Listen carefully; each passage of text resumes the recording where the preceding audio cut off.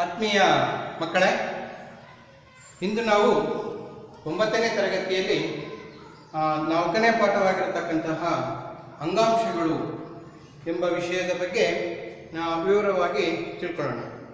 ಮಕ್ಕಳೇ, 8ನೇ ತರಗತಿಯಲ್ಲಿ ನೀವು ಜೀವಕೋಶಗಳ ಬಗ್ಗೆ ಅಧ್ಯಯನ ಮಾಡಿದ್ದೀರ, ಹೌದಲ್ಲ? ಜೀವಕೋಶದ ಕಣದಂಗಗಳು, ಆ ಕಣದಂಗಗಳ ಕಾರ್ಯ ಹೇಗಿರುತ್ತೆ ಅನ್ನೋದ್ರ ಬಗ್ಗೆ ಅಧ್ಯಯನ ಮಾಡಿದ್ದೀರ. ಅದರ ಜೊತೆಗೆ ಏಕಕೋಶ ಜೀವಿಗಳು ಮತ್ತು ಬಹುಕೋಶ ಜೀವಿಗಳ ಬಗ್ಗೆಯೂ ಕೂಡ ಅಧ್ಯಯನವನ್ನು ಮಾಡಿದ್ದೀರ. ನಾವು ಜೀವಕೋಶದ ರಚನೆ ಮತ್ತು ಜೀವಕೋಶದ ಗುಂಪುಗಳನ್ನು ಅಧ್ಯಯನ ಮಾಡ್ತಾ ಹೋದಾಗ ಜೀವಶಾಸ್ತ್ರದಲ್ಲಿ ಒಂದು ಹೊಸ ಅಧ್ಯಾಯ ತೆಕ್ಕೊಳ್ತದೆ. ಅದನ್ನು ನಾವು ಅಂಗಾಂಶ ಶಾಸ್ತ್ರ ಅಂತ ಕರಿತೀವಿ. ಅಂಗಾಂಶ ಶಾಸ್ತ್ರ ಏನಿದು? ಅಂಗಾಂಶ ಶಾಸ್ತ್ರ ಎಂದರೆ ಜೀವಕೋಶಗಳು, ಒಂದೇ ರೀತಿಯ ಜೀವಕೋಶಗಳು ಒಂದೇ ಮೂಲದಿಂದ ಹುಟ್ಟಿಕೊಂಡು ಒಂದೇ ರೀತಿಯ ಕಾರ್ಯವನ್ನು ಮಾಡತಕ್ಕಂತಹ ಜೀವಕೋಶಗಳ ಗುಂಪಿದೆಯಲ್ಲ, ಆ ಜೀವಕೋಶಗಳ ಗುಂಪನ್ನು ನಾವು ಅಂಗಾಂಶ ಅಂತ ಕರಿತೀವಿ. ಅಂಗಾಂಶ ಎಂದರೆ ಏನು ಅಂತ ಕೇಳಿದ್ರೆ, ಒಂದೇ ರೀತಿಯ ಕಾರ್ಯವನ್ನು ನಿರ್ವಹಿಸುವ ಒಂದೇ ಮೂಲದಿಂದ ರೂಪುಗೊಂಡಿರತಕ್ಕಂತಹ ಜೀವಕೋಶಗಳ ಗುಂಪನ್ನು ನಾವು ಅಂಗಾಂಶ ಅಂತ ಕರಿತೀವಿ. ಈ ಅಂಗಾಂಶವನ್ನ ನಾವು ವಿವರಣಾತ್ಮಕವಾಗಿ ನೋಡಕ್ಕೆ ಹೋದರೆ ಇಲ್ಲಿ ನಮಗೆ ಜೀವಕೋಶಗಳಲ್ಲಿ 2 ರೀತಿಯ ಜೀವಕೋಶಗಳು ಅಂತ ನಾವು ಇಂದು ತಿಳ್ಕೊಂಡಿದ್ದೇವೆ. ಒಂದು ಸಸ್ಯ ಜೀವಕೋಶ ಮತ್ತು ಪ್ರಾಣಿ ಜೀವಕೋಶ. ಹಾಗಾಗಿ ಸಸ್ಯಗಳಲ್ಲೂ ಅಂಗಾಂಶಗಳನ್ನು ಕಾಣ್ತೀವಿ, ಜೊತೆಗೆ ಪ್ರಾಣಿಗಳಲ್ಲೂ ಕೂಡ ನಾವು ಅಂಗಾಂಶಗಳನ್ನು ಕಾಣ್ತೀವಿ. ನೋಡಿ, ಎಲ್ಲ ಅಂಗಾಂಶಗಳು ಒಂದೇ ರೀತಿ ಕಾರ್ಯವನ್ನು ಮಾಡೋದಿಲ್ಲ. ಒಂದೊಂದು ರೀತಿಯ ಅಂಗಾಂಶಗಳು ಒಂದೊಂದು ರೀತಿಯ ಕಾರ್ಯವನ್ನು ಮಾಡ್ತವೆ.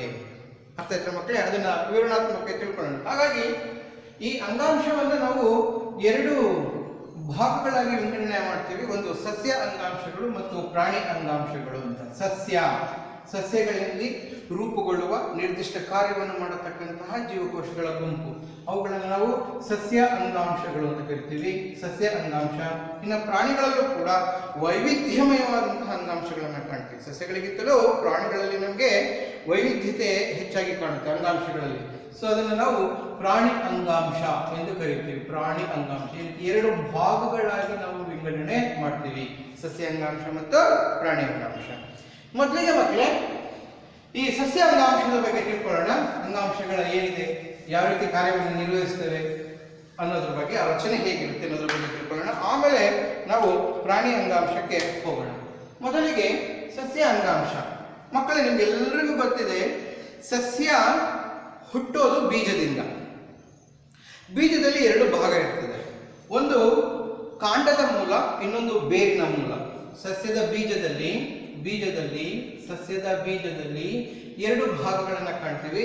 ಒಂದು ಬೀಜದಲ್ಲಿರುವ ಒಂದು ಭಾಗ ಭೂಮಿಯ ಮೇಲ್ಭಾಗಕ್ಕೆ ಬಂದರೆ ಅದನ್ನ ಕಾಂಡ ಅಂತ ಕರಿತೀವಿ. ಕಾಂಡದ ಭಾಗ, ಕಾಂಡದ ತುದಿ ಅಂತ ಕರಿತೀವಿ. ಇನ್ನೊಂದು ಭಾಗ ಬೇರಿನ ತುದಿ. ಅದು ಗುರುತ್ವಾಕರ್ಷಣೆ, ಅದರ ಜೊತೆಗೆ ನೀರಿನ ಅಂಶ, ಪೋಷಕಾಂಶಗಳನ್ನ ಸಸ್ಯದ ಮೇಲ್ಭಾಗಕ್ಕೆ ಒದಗಿಸೋಕೆ ಸಹಾಯ ಮಾಡತಕ್ಕಂತಹ ಸಸ್ಯದ ಇನ್ನೊಂದು ಪ್ರಮುಖವಾದ ಭಾಗ ಬೇರು. ಅದನ್ನು ನಾವು ಬೇರಿನ ಭಾಗ ಅಂತ ಕರಿತೀವಿ ಅಥವಾ ಬೇರಿನ ತುದಿ ಅಂತ ಕರಿತೀವಿ. ಹೀಗೆ ಕಾಂಡದ ತುದಿ ಮತ್ತು ಬೇರಿನ ತುದಿ 2 ಭಾಗಗಳನ್ನ ಕಾಣ್ತೀವಿ. ಸೊ ಈ ಕಾಂಡದ ತುದಿ ಮತ್ತು ಬೇರಿನ ತುದಿ ಇದೆಯಲ್ಲ, ಇಲ್ಲಿ ವಿಶಿಷ್ಟವಾದಂತಹ ಜೀವಕೋಶಗಳ ಗುಂಪಿರುತ್ತೆ. ವಿಶಿಷ್ಟವಾದಂತಹ ಜೀವಕೋಶಗಳ ಗುಂಪು. ಏನದು ವಿಶಿಷ್ಟತೆ ಏನಂದ್ರೆ, ಈ ಕಾಂಡದ ತುದಿ ಮತ್ತು ಬೇರಿನ ತುದಿ. ಈಗ ಒಂದನ್ನ ಕಾಂಡದ ತುದಿ ಅಂತ ತಿಳ್ಕೊಳ್ಳೋಣ. ಒಂದು ಕಾಂಡದ ತುದಿ ಆಗಿರ್ತದೆ, ಕಾಂಡದ ತುದಿ. ಸೊ ಇನ್ನೊಂದು ಬೇರಿನ ತುದಿ ಆಗಿರ್ತದೆ, ಬೇರಿನ ತುದಿ. ಸೊ ಈ ಭಾಗಗಳಲ್ಲಿ ಏನಿದೆ, ಇರತಕ್ಕಂತಹ ಜೀವಕೋಶಗಳ ಒಂದು ಗುಂಪು, ಜೀವಕೋಶಗಳ ಗುಂಪು ಬಹಳ ವೇಗವಾಗಿ, ಅತ್ಯಂತ ವೇಗವಾಗಿ ಕೋಶ ವಿಭಜನೆ ನಡೀತಾ ಇರ್ತದೆ ಮಕ್ಕಳಿಗೆ. ಅತ್ಯಂತ ವೇಗವಾಗಿ ಕೋಶ ವಿಭಜನೆ ನಡೀತಾ ಇರ್ತದೆ. ಹಾಗಾಗಿ ಅತ್ಯಂತ ವೇಗವಾಗಿ ಕೋಶ ವಿಭಜನೆ ನಡೆಯೋದ್ರಿಂದ ತುದಿಯಲ್ಲಿ ಬೆಳವಣಿಗೆ ಮತ್ತು ಬೇರಿನಲ್ಲಿ ನಾವು ಬೆಳವಣಿಗೆಯನ್ನ ಕಾಣ್ತೀವಿ. ತುದಿಯಲ್ಲಿ ಬೆಳವಣಿಗೆ ಮತ್ತು ಬೇರಿನ ತುದಿಯಲ್ಲಿ ಬೆಳವಣಿಗೆಯನ್ನ ಕಾಣ್ತೀವಿ. ಹಾಗಾಗಿ ಈ ಅಂಗಾಂಶವನ್ನು ನಾವು ವರ್ಧನ ಅಂಗಾಂಶ, ಬೆಳವಣಿಗೆಗೆಂದೇ ರೂಪಿಸಲ್ಪಟ್ಟಿರುವ, ಸಂಯೋಜನೆಗೊಂಡಿರುವ ಜೀವಕೋಶಗಳ ಗುಂಪು, ಅದನ್ನು ನಾವೇನಂತ ಕರಿತೀವಿ? ವರ್ಧನ ಅಂಗಾಂಶ. ವರ್ಧನ ವರ್ಧನ ಅಂಗಾಂಶ ಅಂತ ಕರಿತೀವಿ. ವರ್ಧನ ಅಂಗಾಂಶ. ಇನ್ನು ಜೀವಕೋಶಗಳ ರಚನೆ ಹೇಗಿರುತ್ತೆ ಅನ್ನೋದನ್ನ ನೋಡ್ಕೊಳ್ಳಿ. ಯಾಕಂದ್ರೆ ಒಂದು ಅಂಗಾಂಶ ಎಂಬುದು ಜೀವಕೋಶಗಳ ಒಂದು ಗುಂಪು. ಅಂಗಾಂಶ ಎಂಬುದು ಜೀವಕೋಶಗಳ ಗುಂಪು. ಜೀವಕೋಶಗಳ ಗುಂಪು. ಜೀವಕೋಶಗಳ ಗುಂಪು. ಜೀವಕೋಶಗಳ ಗುಂಪು. ಆ ಗುಂಪು ಹೇಗಿರ್ತದೆ ಅಂದ್ರೆ ಒಂದು ನಿರ್ದಿಷ್ಟವಾದ ಕಾರ್ಯವನ್ನ, ಒಂದೇ ರೀತಿಯಾದಂತಹ ರಚನೆಯನ್ನ ಹೊಂದಿರ್ತದೆ. ಜೀವಕೋಶಗಳ ಗುಂಪನ್ನ ಅಂಗಾಂಶ ಅಂತ ಕರಿತೀವಿ. ಹಾಗಾದ್ರೆ ಈ ವರ್ಧನ ಅಂಗಾಂಶದಲ್ಲಿ ರಚನೆ ಹೇಗಿರ್ತದೆ ಅನ್ನೋದನ್ನ ನಾವು ಬಿಡಿಯಾಗಿ ತಿಳ್ಕೊಳ್ಳೋಣ. ನೀವು ವರ್ಧನ ಅಂಗಾಂಶವನ್ನು ತೆಗೆದುಕೊಂಡ್ರೆ ಸಾಮಾನ್ಯವಾಗಿ ನಾವು ತೆಗೆದುಕೊಳ್ಬೇಕಾಗಿದ್ದು ಬೇರಿನ ತುದಿ ಮತ್ತು ಕಾಂಡದ ತುದಿ. ಅಲ್ಲಿರತಕ್ಕಂತಹ ಜೀವಕೋಶಗಳೇನಿದೆ, ಒಂದೊಂದು ಜೀವಕೋಶಗಳು ಕೂಡ ಪ್ರತಿಯೊಂದು ತುಂಬಾ ಜಾಯಿನ್ ಆಗಿ, ಅದರಲ್ಲಿ ಯಾವುದೇ ರೀತಿಯಾದಂತಹ ಒಂದು ಜೀವಕೋಶ ಮತ್ತು ಮತ್ತೊಂದು ಜೀವಕೋಶಗಳ ನಡುವೆ ಖಾಲಿ ಜಾಗಗಳಾಗಲಿ ಇರೋದಿಲ್ಲ. ಸಂಪೂರ್ಣವಾಗಿ ಒಂದಕ್ಕೊಂದು ಜೋಡಣೆಯಲ್ಲಿರ್ತವೆ. ಯಾವುದೇ ರೀತಿಯಾದಂತಹ ಖಾಲಿ ಜಾಗಗಳಿರೋದಿಲ್ಲ. ಆ ಖಾಲಿ ಜಾಗಗಳಿರೋದ್ರ ಜೊತೆಗೆ ಏನಾಗಿರ್ತದೆ, ಇಲ್ಲಿ ಜೀವಕೋಶದ ಕಣದಂಗಗಳ ಪ್ರಮಾಣ ಕಡಿಮೆ ಇರ್ತದೆ. ಆದರೆ ಏನಂದ್ರೆ ವಿಭಜನೆ ಹೆಚ್ಚು ವೇಗವಾಗಿ ನಡೀತಾ ಇರೋದ್ರಿಂದವ ಇಲ್ಲಿ ಕೋಶ ವಿಭಜನೆಯಲ್ಲಿರತಕ್ಕಂಥ ವರ್ಣತಂತುಗಳು ಕೋಶ ವಿಭಜನೆಯಲ್ಲಿ ಏನ್ ಮಾಡ್ತಾ ಪಾಲ್ಗೊಂಡು ಜೀವಕೋಶಗಳನ್ನ ಭಾಗ ಮಾಡ್ತಾ ಜೀವಕೋಶಗಳನ್ನ ಹೆಚ್ಚಿಸ್ತವೆ. ಹಾಗಾಗಿ ಇವುಗಳನ್ನ ನಿರಂತರ ವಿಭಜನೆಯಲ್ಲಿರುವ ಜೀವಕೋಶಗಳು ಎಂದು ಕರೆಯುತ್ತೇವೆ. ಯಾವಾಗಲೂ ನಿರಂತರವಾಗಿ ಏನಾಗಿರ್ತವೆ, ವಿಭಜನೆಯನ್ನ ತೋರ್ತಾ ಇರ್ತವೆ. ಅದು ಒಂದು ವಿಶಿಷ್ಟ ಲಕ್ಷಣ. ಈ ಜೀವಕೋಶಗಳ ಒಂದು ವಿಶಿಷ್ಟ ಲಕ್ಷಣ. ಇದು ನಿರಂತರ ವಿಭಜನೆಯಲ್ಲಿರೋದು ಈ ಜೀವಕೋಶಗಳ ವಿಶಿಷ್ಟ ಲಕ್ಷಣ. ಅದನ್ನು ನಾವು ವರ್ಧನ ಅಂಗಾಂಶ ಅಂತ ಕರಿತೀವಿ. ವರ್ಧನ ಅಂದ್ರೆ ವರ್ಧಿಸುವುದು ಎಂದರ್ಥ. ಯಾವ ಜೀವಕೋಶಗಳು ನಿರಂತರ ವರ್ಧಿಸುತ್ತಿರುತ್ತವೆಯೋ ಅಂಥವುಗಳನ್ನು ನಾವು ವರ್ಧನ ಅಂಗಾಂಶ ಅಂತ ಕರಿತೀವಿ. ಹಾಗಾದ್ರೆ ಇಂತಹ ವರ್ಧನ ಅಂಗಾಂಶ ಎಲ್ಲೆಲ್ಲಿ ಕಂಡು ಬರುತ್ತೆ ಅಂತ ನೋಡಿದಾಗ ನಾವು ಮೊದಲು ಬೇರಿನ ತುದಿಯಲ್ಲಿ ವರ್ಧನ ಅಂಗಾಂಶವನ್ನು ಕಾಣ್ತೀವಿ. ದೆನ್ ಕಾಂಡದ ತುದಿಯಲ್ಲಿ ವರ್ಧನ ಅಂಗಾಂಶವನ್ನು ಕರಿತೀವಿ. ಅದ್ರ ಜೊತೆಗೆ ನಮಗೆ ಈ ಸಸ್ಯದ ಭಾಗಗಳನ್ನ ನೋಡಿದಾಗ ಅಲ್ಲೆಲ್ಲ ಏನಾಗಿರ್ತದೆ, ಚಿಗುರುಗಳು ಎಲ್ಲೆಲ್ಲಿ ಹೊಡೆಯುತ್ತದೆ, ಯಾವ್ಯಾವ ಭಾಗದಲ್ಲಿ ಚಿಗುರು ಹೊಡೆಯುತ್ತದೆ. ಸಸ್ಯದ ಮಧ್ಯಭಾಗದಲ್ಲಿ ಅದನ್ನ ಕಂಕುಳ ಭಾಗ ಅಂತ ಕರಿತೀವಿ. ಆ ಚಿಗುರು ಹೊಡೆಯತಕ್ಕಂತಹ ಭಾಗಗಳು, ಚಿಗುರುವ ಭಾಗಗಳಲ್ಲಿ ನಾವು ವರ್ಧನಾಂಗಾಂಶವನ್ನು ಕರಿತೀವಿ. ಜೊತೆಗೆ ಹೊಸದಾಗಿ ಹೂವ ರೂಪುಗೊಳ್ಳತಕ್ಕಂತಹ ಹೂ ಮತ್ತು ಕಾಯಿ ರೂಪುಗೊಳ್ಳುವ ಭಾಗದಲ್ಲಿ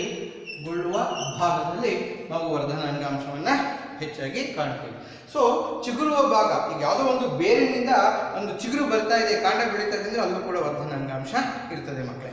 ಸೊ ಹೀಗೆ ನಾವು ವರ್ಧನ ಅಂಗಾಂಶವನ್ನ ಬೇರಿನ ತುದಿ, ಕಾಂಡದ ತುದಿ, ಚಿಗುರುವ ಭಾಗ, ಹೂ, ಕಾಯಿ ಮತ್ತು ರೂಪುಗೊಳ್ಳುವ ಭಾಗ ಅಷ್ಟೇ ಅಲ್ಲ, ನೀವು ಒಂದು ಸಸ್ಯವನ್ನ ನೋಡಿದಾಗ ಅದರಲ್ಲಿ ಸಸ್ಯದ ಗೆಣ್ಣು ಅಂತ ಕರಿತೀವಿ. ಆ ಗೆಣ್ಣಿನ ಭಾಗದಲ್ಲೂ ಸಸ್ಯದ ಗೆಣ್ಣಿನ ಭಾಗದಲ್ಲೂ ಕೂಡ, ಮತ್ತು ಸಸ್ಯ ಕಾಂಡದ ಗಾತ್ರ ದಪ್ಪ ಆಗುತ್ತಲ್ಲ, ಸೊ ಕಾಂಡದ ಸುತ್ತುವರಿಯುವಿಕೆಯಲ್ಲಿ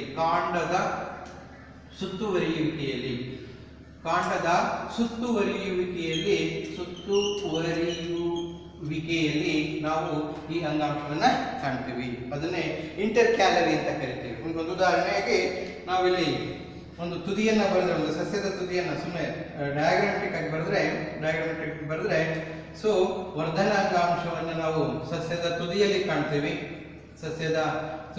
ನಾವು ವರ್ಧನ ಅಂಗಾಂಶವನ್ನು ಕಾಣ್ತೀವಿ. ಈ ಮೊದಲನೇ ಭಾಗದಲ್ಲಿ ವರ್ಧನ ಅಂಗಾಂಶವನ್ನು ಕಾಣ್ತೀವಿ.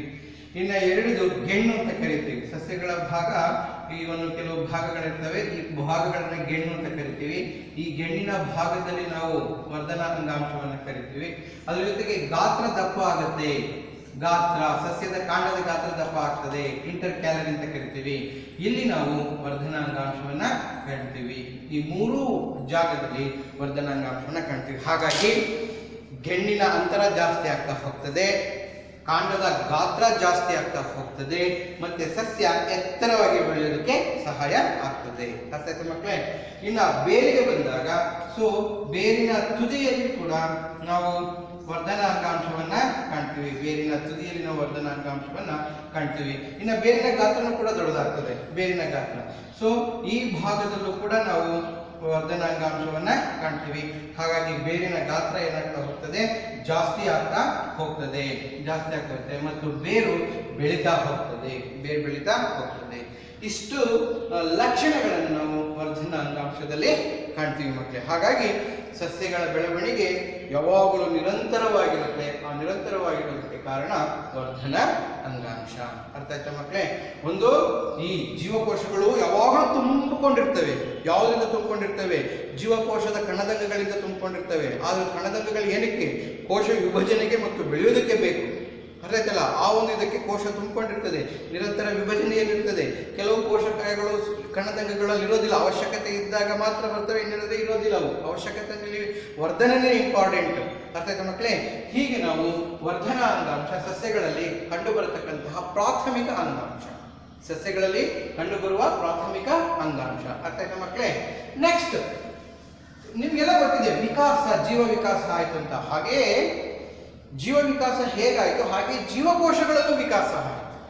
ಜೀವಕೋಶಗಳಲ್ಲೂ ವಿಕಾಸ. ಆ ಜೀವಕೋಶಗಳಲ್ಲಿ ವಿಕಾಸ ಆದದನ್ನು ನಾವೇನಂತ ಕರಿತೀವಿ? ನಾವು ಅಂಗಾಂಶ ವಿಕಾಸ ಅಂತ ಕರಿತೀವಿ, ಅಥವಾ ಅಂಗಾಂಶದ ಹೊಂದಾಣಿಕೆ ಅಂತ ಕರಿತೀವಿ, ಅಥವಾ ಅಂಗಾಂಶದ ಮಾರ್ಪಾಡು ಅಂತ ಕರಿತೀವಿ. ಅಂಗಾಂಶದ ಮಾರ್ಪಾಡು. ಏನದು ಮಾರ್ಪಾಡು? ಈ ವರ್ಧನ ಅಂಗಾಂಶದ ಕೆಲವು ಜೀವಕೋಶಗಳು ವಿಶಿಷ್ಟ ರೀತಿಯ ಕಾರ್ಯವನ್ನು ವಿಭಜನೆ ಮಾಡೋದಲ್ಲದೇ ವಿಶಿಷ್ಟ ರೀತಿಯ ಕಾರ್ಯವನ್ನು ಮಾಡೋದಕ್ಕೆ ಶುರು ಮಾಡೋದು. ಆ ವಿಶಿಷ್ಟ ಕಾರ್ಯಗಳು ಏನಾಗಿರ್ಬೋದು? ಆ ವಿಶಿಷ್ಟ ಕಾರ್ಯದಲ್ಲಿ ಆಹಾರದ ಉತ್ಪಾದನೆ ಆಗಿರ್ಬೋದು, ಆಹಾರದ ಸಂಗ್ರಹಣೆ ಆಗಿರ್ಬೋದು. ಅರ್ಥ ಆಯ್ತಾ ಮಕ್ಕಳೇ? ಜೊತೆಗೆ ಈ ಜೀವಕೋಶಗಳಿಗೆ ಆಧಾರವನ್ನು ಕೊಡತಕ್ಕಂಥ ಕಾರ್ಯ ಆಗಿರ್ಬೋದು. ಈ ರೀತಿ ವಿಶಿಷ್ಟವಾದ ಕಾರ್ಯಗಳನ್ನು ಮಾಡೋದಕ್ಕೆ ಶುರುವಾಯಿತು. ಆ ಶುರುವಾದಾಗ ವರ್ಧನ ಅಂಗಾಂಶದ ಕೆಲವು ಜೀವಕೋಶಗಳಲ್ಲಿ ಕೆಲವು ಮಾರ್ಪಾಡುಗಳು ಬಂದು, ಆ ಮಾರ್ಪಾಡಾದಂತಹ ಜೀವಕೋಶಗಳನ್ನೇ ನಾವೇನಂತ ಕರಿತೀವಿ? ವರ್ಧನ ಅಂಗಾಂಶದಿಂದ ಮಾರ್ಪಾಡಾದ ಜೀವಕೋಶಗಳನ್ನ ಸರಳವಾದ ಜೀವಕೋಶಗಳು. ಅದರ ಜೊತೆಗೆ ಶಾಶ್ವತ, ನಿರಂತರವಾಗಿರ್ತವೆ, ಅದಕ್ಕೋಸ್ಕರ ಸರಳ ಶಾಶ್ವತ ಅಂಗಾಂಶ ಅಂತ ಕರಿತೀವಿ. ಜೀವಕೋಶಗಳ ಗುಂಪನ್ನ ಸರಳ ಶಾಶ್ವತ ಅಂಗಾಂಶ ಅಂತ ಕರಿತೀವಿ. ಇನ್ನೊಂದು ರೀತಿಯ ಜೀವಕೋಶಗಳು ವರ್ಧನಾಂಗಾಂಶದಿಂದಲೂ ರಚನೆಯಾಗಿ, ಜೊತೆಗೆ ಸರಳ ಶಾಶ್ವತ ಅಂಗಾಂಶದಿಂದಲೂ ರಚನೆಯಾಗಿ ಮಾರ್ಪಾಡಾಗಿ ರಚನೆಯಾದಂತಹ ಅಂಗಾಂಶ ಅಂದ್ರೆ ಸಂಕೀರ್ಣ ಶಾಶ್ವತ ಅಂಗಾಂಶ.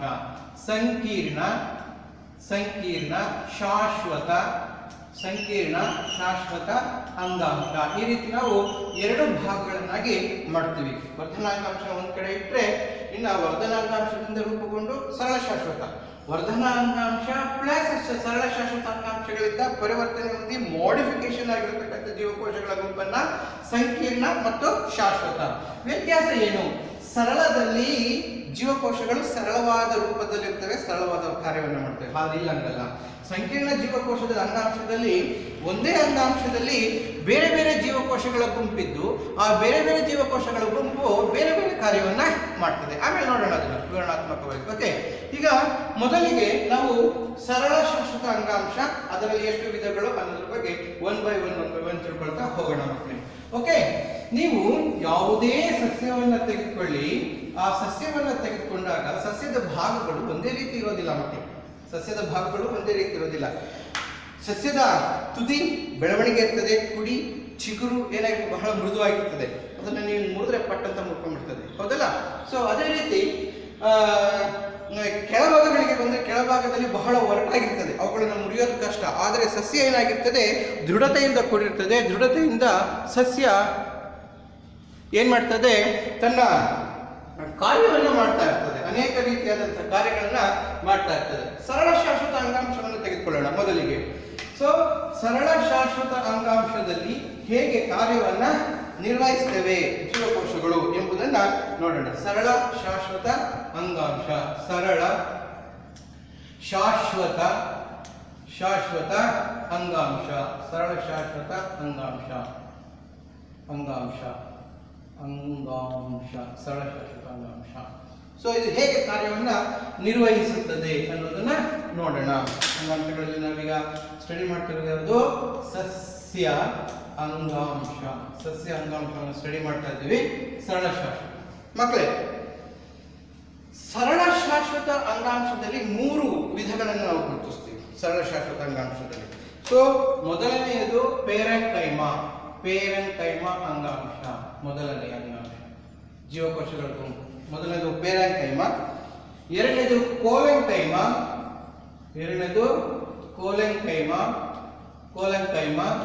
ಮೂರನೆಯದು ಸ್ಕ್ಲೀರೆಂಕೈಮ.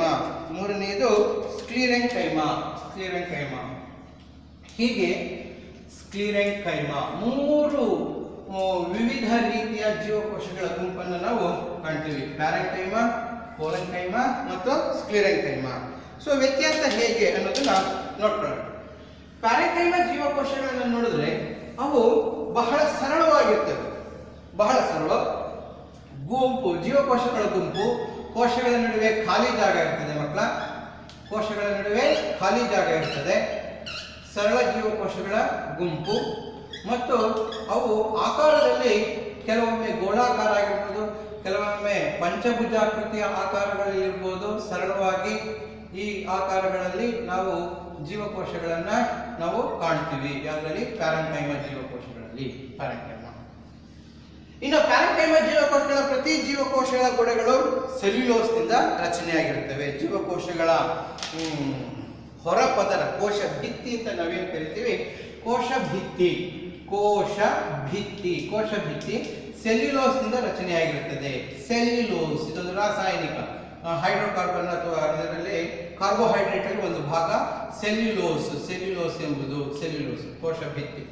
ಇದೇ ಜೀವಕೋಶಗಳು ಕಾರ್ಯ ಏನಂದ್ರೆ ಅವುಗಳ ನೇರವಾಗಿ ನಾವೇನ್ ಮಾಡ್ತೀವಿ, ಆಹಾರ ತಯಾರಿಕೆ ಅಂದ್ರೆ ನಿಮಗೆ ಗೊತ್ತಿದೆ ದ್ಯುತಿ ಸಂಶ್ಲೇಷಣ ಕ್ರಿಯೆ, ಆಹಾರ ತಯಾರಿಕೆ ಮತ್ತು ಆಹಾರ ಸಂಗ್ರಹಣೆ. ಅವುಗಳ ಕಾರ್ಯ ಆಹಾರ ಸಂಗ್ರಹಣೆ, ತಯಾರಿಕೆ ಮತ್ತು ಸಂಗ್ರಹಣೆ ಎಲ್ಲ ಮಾಡ್ತವೆ. ಕೋಶ ಭಿತ್ತಿ ಸೆಲ್ಯುಲೋಸ್ ರಚನೆಯಾಗಿರ್ತದೆ.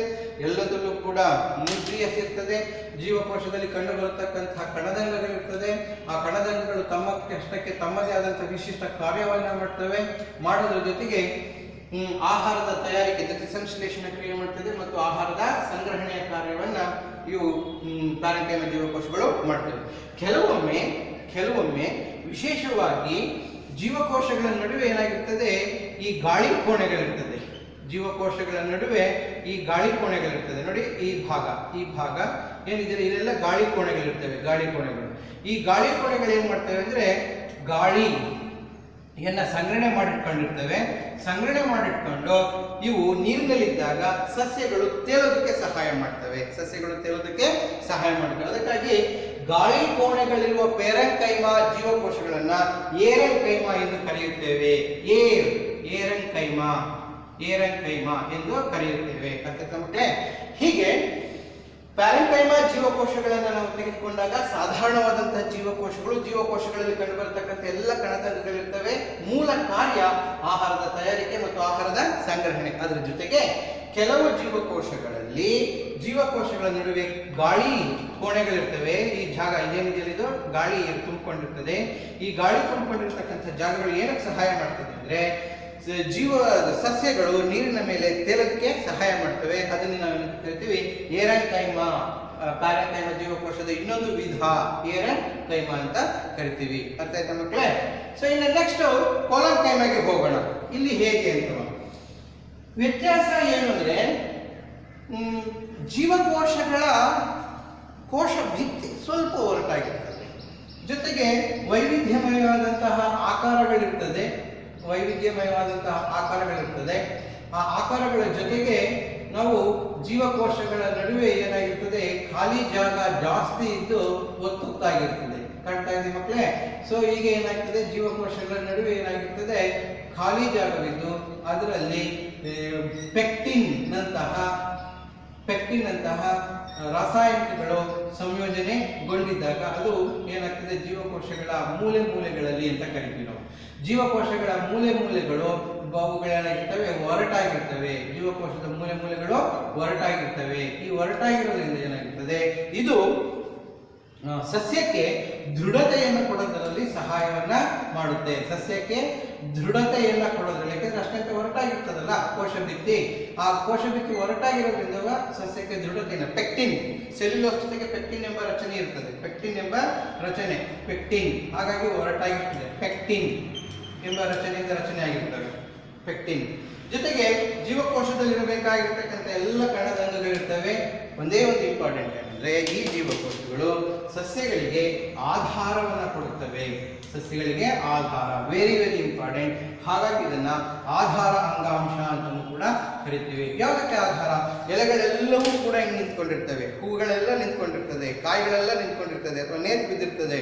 ಹೂವು ಎಲೆಗಳು ಯಾವಾಗ ಹಿಂಗಿರುವುದಿಲ್ಲ, ಎಲೆಗಳು ತುಂಬ ಚೆನ್ನಾಗಿ ಸ್ಟ್ರೈಟ್ ಆಗಿರ್ತವೆ. ನಾವು ಗಿಡಗಳ ಎಲೆಗಳನ್ನು ನೋಡಿದಾಗ ಅಷ್ಟೊಂದು ಆಧಾರ ಎಲ್ಲಿಂದ ಸಿಕ್ತು ಅಂದರೆ ಆ ಎಲೆಗಳಲ್ಲಿರತಕ್ಕಂಥ ಜೀವಕೋಶಗಳ ಮೂಲೆಯಲ್ಲಿ ಏನಾಗಿರ್ತದೆ, ಪೆಕ್ಟಿನಿಂದ ರಚನೆಯಾಗಿರತಕ್ಕಂತಹ, ಸೆಲ್ಯುಲೋಸ್ನಿಂದ ರಚನೆಯಾಗಿರತಕ್ಕಂತಹ ಗಟ್ಟಿಯಾದ ಒಂದು ರಾಸಾಯನಿಕ ಇರ್ತದೆ. ಅದು ಏನು ಮಾಡ್ತದೆ, ಆಧಾರವನ್ನ ಕೊಡ್ತದೆ. ಹಾಗಾಗಿ ಇದನ್ನು ಆಧಾರ ಅಂಗಾಂಶ ಅಂತಲೂ ಕೂಡ ಕರಿತೀವಿ, ಕೋಲೆಂಕೈಮ.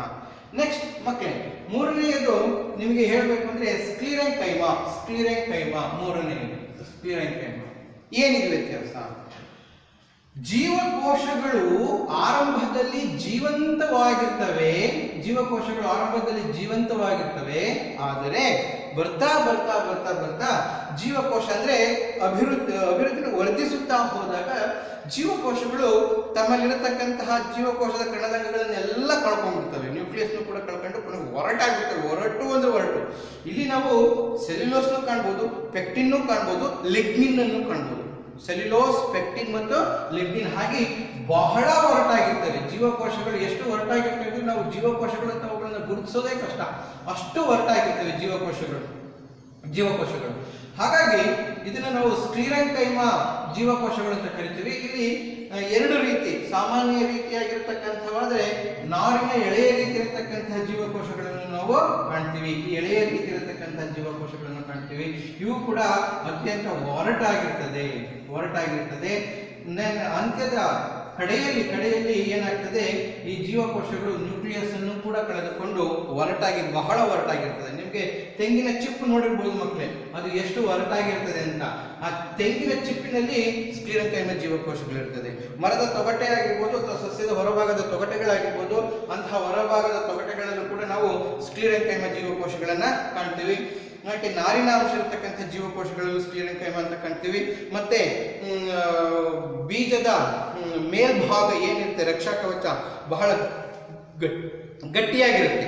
ಹಾಗೆ ಗಟ್ಟಿಯಾಗಿರೋದಕ್ಕೆ ಕಾರಣ ಏನಂದ್ರೆ ಅದರಲ್ಲಿರತಕ್ಕಂಥ ಸ್ಕ್ಲಿರೆಂಕೈಮ ಜೀವಕೋಶಗಳು. ಸೊ ಒಂದು ತರ ಹೇಳಬಂದ್ರೆ ಸ್ವಲ್ಪ ಆಧಾರದ ಜೊತೆಗೆ ದೃಢತೆಯನ್ನ, ಬೀಜಗಳಿಗೆ ದೃಢತೆಯನ್ನ ಕೊಡೋದಕ್ಕೆ ಇದು ಸ್ಕ್ಲಿರೆಂಕೈಮ ಜೀವಕೋಶ ಏನ್ ಮಾಡ್ತದೆ, ಸಹಾಯವನ್ನ ಮಾಡ್ತದೆ. ಇಂತಹ ಸ್ಕ್ಲಿರೆಂಕೈಮ ಜೀವಕೋಶಗಳನ್ನು ನಾವು ನಾರಿನಲ್ಲಿ, ತೆಂಗಿನ ನಾರು ಅದಾಯ್ತಲ್ಲ, ಅದಕ್ಕೆ ತೆಂಗಿನ ಚಿಪ್ಪು, ಅದರ ಜೊತೆಗೆ ಅಡಿಕೆ ನಾರು, ಇದರಲ್ಲೇನು ನಾವು ನೋಡ್ತೀವಲ್ಲ ಆ ನಾರಿನ ಅಂಶದಲ್ಲೂ ಕೂಡ, ಮತ್ತು ಹಣ್ಣುಗಳ ಮೇಲ್ಭಾಗ ಬಹಳ ಗಟ್ಟಿಯಾಗಿರ್ತದೆ, ಬೀಜಗಳ ಮೇಲ್ಭಾಗ ಬಹಳ ಗಟ್ಟಿಯಾಗಿರ್ತದೆ. ಇಂತಹ ಗಟ್ಟಿಯಾದ ಪ್ರದೇಶಗಳಲ್ಲಿ, ಜಾಗಗಳಲ್ಲಿ ನಾವು ಸ್ಕ್ಲಿರೆಂಕೈಮ ಜೀವಕೋಶದ ಗುಂಪನ್ನ ನಾವು ಕಾಣ್ತೀವಿ, ಅಥವಾ ಸ್ಕ್ಲಿರೆಂಕೈಮ ಅಂಗಾಂಶವನ್ನ ಕಾಣ್ತೀವಿ. ಅರ್ಥ ಆಯ್ತಾ ಮಕ್ಕಳೇ?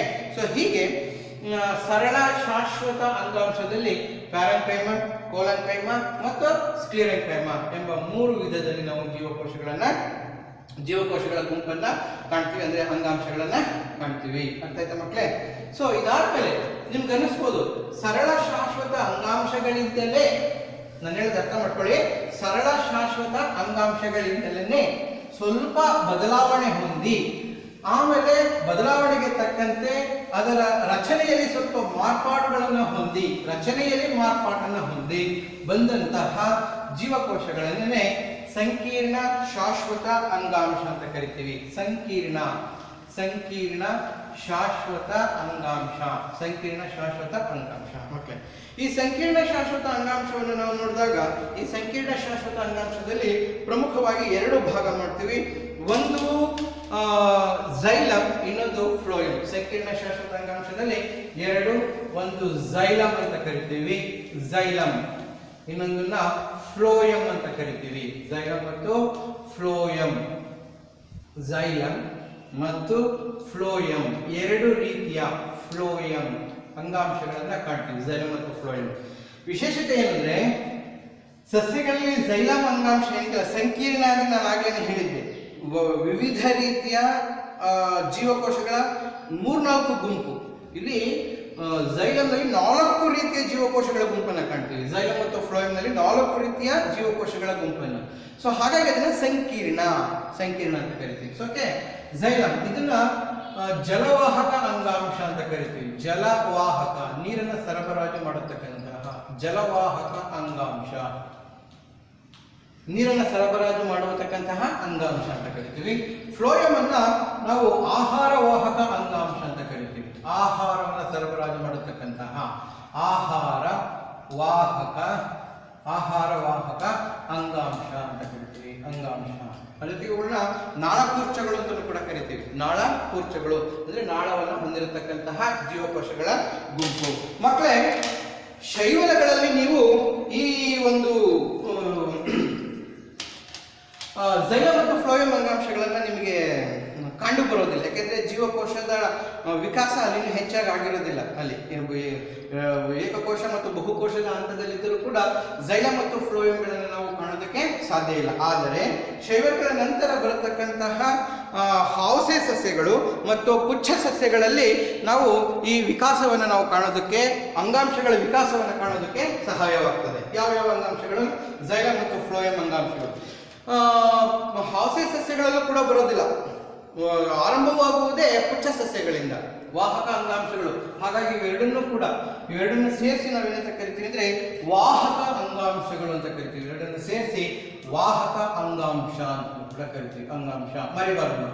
ಝೈಲಮ್ ಜಲವಾಹಕ ಅಂಗಾಂಶವಾದರೆ ಫ್ಲೋಯಮ್ ಆಹಾರವನ್ನ ಸಾಗಣೆ ಮಾಡತಕ್ಕಂಥ ಅಂಗಾಂಶದಿಂದ ಅದನ್ನ ಆಹಾರವಾಹಕ ಅಂಗಾಂಶ ಎಂದು ಕರಿತೀವಿ. ಸೊ ಈಗ 1 by 1 ನೋಡೋಣ ಮಕ್ಕಳೇ, ಹೇಗೆ ಅದು ರಚನೆಯನ್ನ ಹೊಂದಿರ್ತದೆ ಅನ್ನೋದನ್ನ ನೋಡೋಣ. ಮೊದಲನೆಯದಾಗಿ ಮಕ್ಕಳೇ, ಝೈಲಮ್ ಅಂಗಾಂಶವನ್ನ ತೆಗೆದುಕೊಳ್ಳೋಣ. ಝೈಲಮ್ ಅಂಗಾಂಶ. ಈ ಝೈಲಮ್ ಅಂಗಾಂಶದಲ್ಲಿ ಝೈಲಮ್ ಅಂಗಾಂಶ.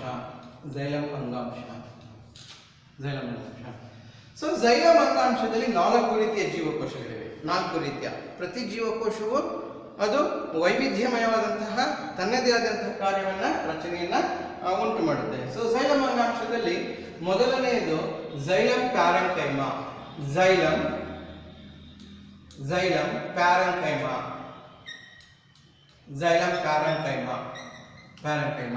ಸೊ ಝೈಲಮ್ ಪ್ಯಾರೆಂಕೈಮಾ ಮಾಡಿದಾಗ ಸಾಧಾರಣವಾಗಿ ನಾನು ಆಗಲೇ ಹೇಳಿದೆ, ಪ್ಯಾರೆಂಕೈಮಾ ಜೀವಕೋಶಗಳು ಆಹಾರವನ್ನ ಸಂಗ್ರಹಣೆಯನ್ನಾಗಿ ಮಾಡ್ತವೆ. ಆಹಾರದ ಸಂಗ್ರಹಣೆಯಲ್ಲಿ ಸಹಾಯವನ್ನು ಮಾಡ್ತವೆ, ಸಂಗ್ರಹಿಸಿಟ್ಟುಕೊಳ್ಳುತ್ತವೆ. ಅವು ಸರಳವಾಗಿರುತ್ತವೆ, ಬಹಳ ಸರಳವಾಗಿರುತ್ತವೆ. ಜೀವಕೋಶಗಳು ಬಹಳ ಸರಳವಾಗಿರುತ್ತವೆ. ಅದನ್ನ ಝೈಲಮ್ ಪ್ಯಾರೆಂಕೈಮಾ ಅಂತ ಕರೀತಾರೆ. ಇನ್ನು ಅದಾದ್ಮೇಲೆ ಝೈಲಮ್ ನಾರು.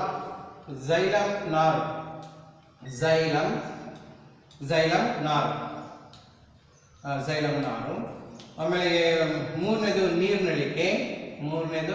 ನೀರ್ನಳಿಕೆ. ಅಂದ್ರೆ ನೀರನ್ನ ಸಾಗಿಸೋದಕ್ಕೆ ಇರತಕ್ಕಂತಹ ನಳಿಕೆ ಆಕಾರದಲ್ಲಿ ಇರುವ ಒಂದು ಜೀವಕೋಶದ ರಚನೆ. ಅದರ ಜೊತೆಗೆ 4ನೇದು ಟ್ರೇಕೀಡ್, ಆಧಾರವನ್ನ ಕೊಡೋದಕ್ಕೆ ಮತ್ತು ನೀರಿನ ಸರಬರಾಜು ಮಾಡೋದ್ರಲ್ಲೂ ಕೂಡ ಸಹಾಯವನ್ನು ಮಾಡೋದಕ್ಕೆ ಸಹಾಯ ಮಾಡತಕ್ಕಂಥದ್ದು ಟ್ರೇಕೀಡ್. ನೋಡಿ, ಝೈಲಮ್ ಅಂಗಾಂಶದಲ್ಲಿ 4 ರೀತಿಯ ಜೀವಕೋಶಗಳು. ಝೈಲಮ್ ಪ್ಯಾರೆಂಕೈಮಾ, ಝೈಲಮ್ ನಾರಿನ ಎಳೆಯಾಕಾರದಲ್ಲಿರತಕ್ಕಂತಹ ಜೀವಕೋಶ. ನೀರ್ನಳಿಕೆ ಅಂದ್ರೆ ಟ್ಯೂಬ್ ತರ, ಪೈಪ್ ತರ ಇರ್ತದೆ, ಅಲ್ಲಲ್ಲೇ ರಂಧ್ರಗಳಿರ್ತದೆ. ಸೊ ಈ ರೀತಿ ಇರತಕ್ಕಂತಹ ನೀರ್ನಳಿಕೆ. ಟ್ರೇಕೀಡ್ಗಳು ಆಧಾರವನ್ನು ಒದಗಿಸತಕ್ಕಂತಹ ಮತ್ತು ನೀರನ್ನು ಸರಬರಾಜು ಮಾಡೋದಕ್ಕಿರತಕ್ಕಂತಹ ಜೀವಕೋಶಗಳು. ಈ ರೀತಿ 4 ರೀತಿಯ ಜೀವಕೋಶಗಳನ್ನ ಕಾಣ್ತೀವಿ. ಝೈಲಮ್ ಪ್ಯಾರೆಂಕೈಮಾ, ಝೈಲಮ್ ನಾರು, ನೀರ್ನಳಿಕೆ. ನಾರು ನಮಗೆ ಸದೃಢತೆಯನ್ನ ಕೊಡ್ತದೆ, ಅದಲ್ಲ, ಆ ದೃಢತೆಯನ್ನ ಕೊಡುತ್ತಂದ್ರೆ ಅದನ್ನ ನಾರು ಅಂತ ಕರಿತೀವಿ. ನೀರ್ನಳಿಕೆ ನೀರಿನ ಸರಬರಾಜನ್ನ ಸರಾಗವಾಗಿ ಸರಬರಾಜಾಗೋದಕ್ಕೆ ಸಹಾಯ ಮಾಡೋದು. ಅದಕ್ಕೆ ಟ್ರೇಕೀಡ್ ಕೂಡ ಆಧಾರ ಮತ್ತು ನೀರಿನ ಹರಿವಿಗೆ ಸಹಾಯ ಮಾಡತಕ್ಕಂಥದ್ದು ಟ್ರೇಕೀಡ್. ಮತ್ತೆ ಸ್ವಲ್ಪ ಚೆನ್ನಾಗಿ ಜ್ಞಾಪಕ ಇಟ್ಕೊಳ್ಳಿ, ಝೈಲಮ್ ಪ್ಯಾರೆಂಕೈಮಾ ಒಂದೇ ಇದರಲ್ಲಿ ಜೀವಂತ ಜೀವಕೋಶವನ್ನಾಗಿರ್ತದೆ. ಜೀವಂತ ಯಾವುದು? ಝೈಲಮ್. ಇನ್ನು ವಿನೇದ ಇದೆಯಲ್ಲ, ಇದು ಏನಾಗಿರ್ತದೆ, ಇವಕ್ಕೆ ಜೀವ ಇರೋದಿಲ್ಲ. ನಿರ್ಜೀವ ಅಂತ ಕರಿತೀವಿ. ಇವು ನಿರ್ಜೀವ. ಜೀವಕೋಶದ ರಚನೆಗೆ ಕಾರ್ಯವನ್ನು ನಿರ್ವಹಿಸಿದರೂ ಕೂಡ ಅವುಗಳ ಜೊತೆ ಇರೋದ್ರಿಂದ ಜೀವಂತ ಅನ್ನಿಸ್ಕೊಳ್ತೇವೆ, ಅದು ನಿರ್ಜೀವ. ಝೈಲಮ್ ನಾರು, ನೀರ್ನಳಿಕೆ ಮತ್ತು ಟ್ರೇಕೀಡ್ಗಳು. ಅರ್ಥ ಆಯ್ತಾ ಮಕ್ಕಳೇ? ಇದು ಒಟ್ಟಾಗಿ ಹೇಳಬೇಕು ಅಂದ್ರೆ ನಿಮಗೆ ಗೊತ್ತಿದೆ, ಬೇರು ನೀರು ಮತ್ತು ಪೋಷಕಾಂಶಗಳನ್ನು ಹೀರ್ಕೊಳ್ತದೆ. ಬೇರು ನೀರು ಮತ್ತು ಪೋಷಕಾಂಶಗಳನ್ನು ಹೀರ್ಕೊಂಡಾಗ ಆ ನೀರು ಮತ್ತು ಪೋಷಕಾಂಶಗಳನ್ನು ಸಸ್ಯದ ಎಲ್ಲ ಭಾಗಗಳಿಗೂ ಕಳಿಸ್ಕೊಡ್ಬೇಕು. ಹಾಗಾದ್ರೆ ಆ ಕಾರ್ಯವನ್ನು ಮಾಡೋರು ಯಾರು? ಆ ಕಾರ್ಯವನ್ನು ನಿರ್ವಹಿಸತಕ್ಕಂಥ ಅಂಗಾಂಶವೇ ಝೈಲಮ್ ಅಂಗಾಂಶ. ನೀರ್ನಳಿಕೆ, ಟ್ರೇಕೀಡ್ ಇವುಗಳ ಸಹಾಯದಿಂದ ನೀರು ಭೂಮಿಯಿಂದ ಸಸ್ಯದ ಮೇಲ್ಭಾಗಕ್ಕೆಲ್ಲ ಕಡೆಗೂ ಕಳಿಸ್ಕೊಡಕ್ಕೆ ಸಹಾಯ ಮಾಡ್ತದೆ. ಝೈಲಮ್ ಪ್ಯಾರೆಂಕೈಮ ಆಹಾರ ಸಂಗ್ರಹಣೆ ಮತ್ತು ಆ ಜೀವಕೋಶಗಳಿಗೆ ಪೋಷಕಾಂಶಗಳನ್ನು ಒದಗಿಸುವ ಕಾರ್ಯವನ್ನ ಝೈಲಮ್ ಪ್ಯಾರೆಂಕೈಮ ಮಾಡ್ತದೆ. ಅರ್ಥ ಆಯ್ತಾ ಮಕ್ಕಳೇ? ಸೊ ಹಾಗಾಗಿ ಝೈಲಮ್ ಅಂಗಾಂಶವನ್ನ ನಾವು ವಾಹಕ ಅಂಗಾಂಶ, ಅದರಲ್ಲೂ ಜಲವಾಹಕ ಅಂಗಾಂಶ ಎಂದು ಕರೆಯುತ್ತೇವೆ. ಓಕೆನಾ? ಇನ್ನ ಯಾವುದು ಫ್ಲೋಯಮ್ ಬರೋಣ ಮಕ್ಕಳ. ಫ್ಲೋಯಮ್ ಅಂಗಾಂಶ. ಫ್ಲೋಯಮ್ ಅಂಗಾಂಶವನ್ನು ನಾವು ಏನಂತ ಕರಿತೀವಿ? ಆಹಾರ ವಾಹಕ ಅಂಗಾಂಶ, ಫ್ಲೋಯಮ್ ಅಂಗಾಂಶ. ಸೊ ಇದರಲ್ಲಿ ಜೀವಕೋಶಗಳು ಹೇಗಿರ್ತವೆ, ಯಾವ ರೀತಿ ಕಾರ್ಯವನ್ನು ಮಾಡ್ತವೆ ಅನ್ನೋದನ್ನ ನೋಡೋಣ. ಇಲ್ಲೂ ಕೂಡ 4 ರೀತಿಯ ಜೀವಕೋಶಗಳನ್ನ ಕಾಣ್ತೀವಿ. ಒಂದು ಫ್ಲೋಯಮ್ ಪ್ಯಾರೆಂಕೈಮ, ಅದು ಜೀವಂತವಾಗಿರತಕ್ಕಂಥದ್ದು. ಫ್ಲೋಯಮ್ ಪ್ಯಾರೆಂಕೈಮ, ಫ್ಲೋಯಮ್ ಪ್ಯಾರೆಂಕೈಮ ಜೀವಂತ ಕೋಶ, ಫ್ಲೋಯಮ್ ಪ್ಯಾರೆಂಕೈಮ. ದೆನ್ ಸಂಗಾತಿ ಜೀವಕೋಶ, ಅದರಲ್ಲಿರತಕ್ಕಂಥದ್ದು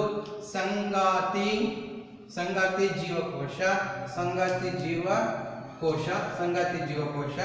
ದೆನ್ ಮೂರನೇದು ಅದ್ರ ಜೊತೆಗಿರತಕ್ಕಂಥದ್ದೇ ಜರಡಿ ನಳಿಕೆ ಮತ್ತು ಇನ್ನೊಂದು ಜರಡಿ ತಟ್ಟೆ ಅಂತ ಕರಿತೀವಿ, ಸೀವ್ ಪ್ಲೇಟ್. ಜರಡಿ ನಳಿಕೆ ಮತ್ತು ಜರಡಿ ತಟ್ಟೆ. ಈ ರೀತಿ 4 ರೀತಿಯಾದಂತಹ ಜೀವಕೋಶಗಳನ್ನ ಕಾಣ್ತೀವಿ ಫ್ಲೋಯಂನಲ್ಲಿ. ಫ್ಲೋಯಮ್ ಪ್ಯಾರೆಂಕೈಮ, ಅದರ ಜೊತೆಗೆ ಸಂಗಾತಿ ಜೀವಕೋಶ, ಜರಡಿ ನಳಿಕೆ ಮತ್ತು ಜರಡಿ ತಟ್ಟೆ. ಮಕ್ಕಳೇ, ಈ ಜರಡಿ ನಳಿಕೆ ಒಂದನ್ನ ನಾವು ಬಿಟ್ರೆ ಇನ್ನೆಲ್ಲವೂ ಕೂಡ ಸ್ವಲ್ಪ ಜೀವಂತವಾಗಿರತಕ್ಕಂಥದ್ದು ಜೀವಕೋಶಗಳನ್ನು ನಾವು ಕಾಣ್ತೀವಿ. ಸಂಗಾತಿ ಜೀವಕೋಶ, ಫ್ಲೋಯಮ್ ಪ್ಯಾರೆಂಕೈಮ ಇವೇನಿದೆ ಇವು ಜೀವಂತ ಜೀವಕೋಶಗಳು. ಜೀವಂತ. ಅದ್ರ ಜೊತೆಗೆ ಜರಡಿ ನಳಿಕೆ ಈ ಸಂಗಾತಿ ಜೀವಕೋಶದ ಜೊತೆ ಇರೋದು, ಅದನ್ನು ಜೀವಂತ ಅಂತಾನೆ ಕರಿತೀವಿ. ಅರ್ಥದ ಮಕ್ಕಳೇ? ಜರಡಿ ನಳಿಕೆ ಈ ಸಂಗಾತಿ ಜೀವಕೋಶದೊಂದಿಗೆ ಇರೋದ್ರಿಂದ ಅದನ್ನು ಜೀವಂತ ಅಂತಾನೆ ಕರಿತೀವಿ. ಹಾಗಾದ್ರೆ ನಿರ್ಜೀವಿ ಜರಡಿ ತಟ್ಟೆ ಒಂದು, ಅದು ಸೋಸೋ ಕೆಲಸ ಮಾಡುತ್ತೆ, ಅಷ್ಟು ಬಿಟ್ಟರೆ ಇನ್ನೇನು ಮಾಡೋದು. ಹಾಗಾಗಿ ಇದನ್ನು ನಿರ್ಜೀವಿ ಅಂತ ಕರಿತೀವಿ. ಅರ್ಥ ಆಯ್ತಾ?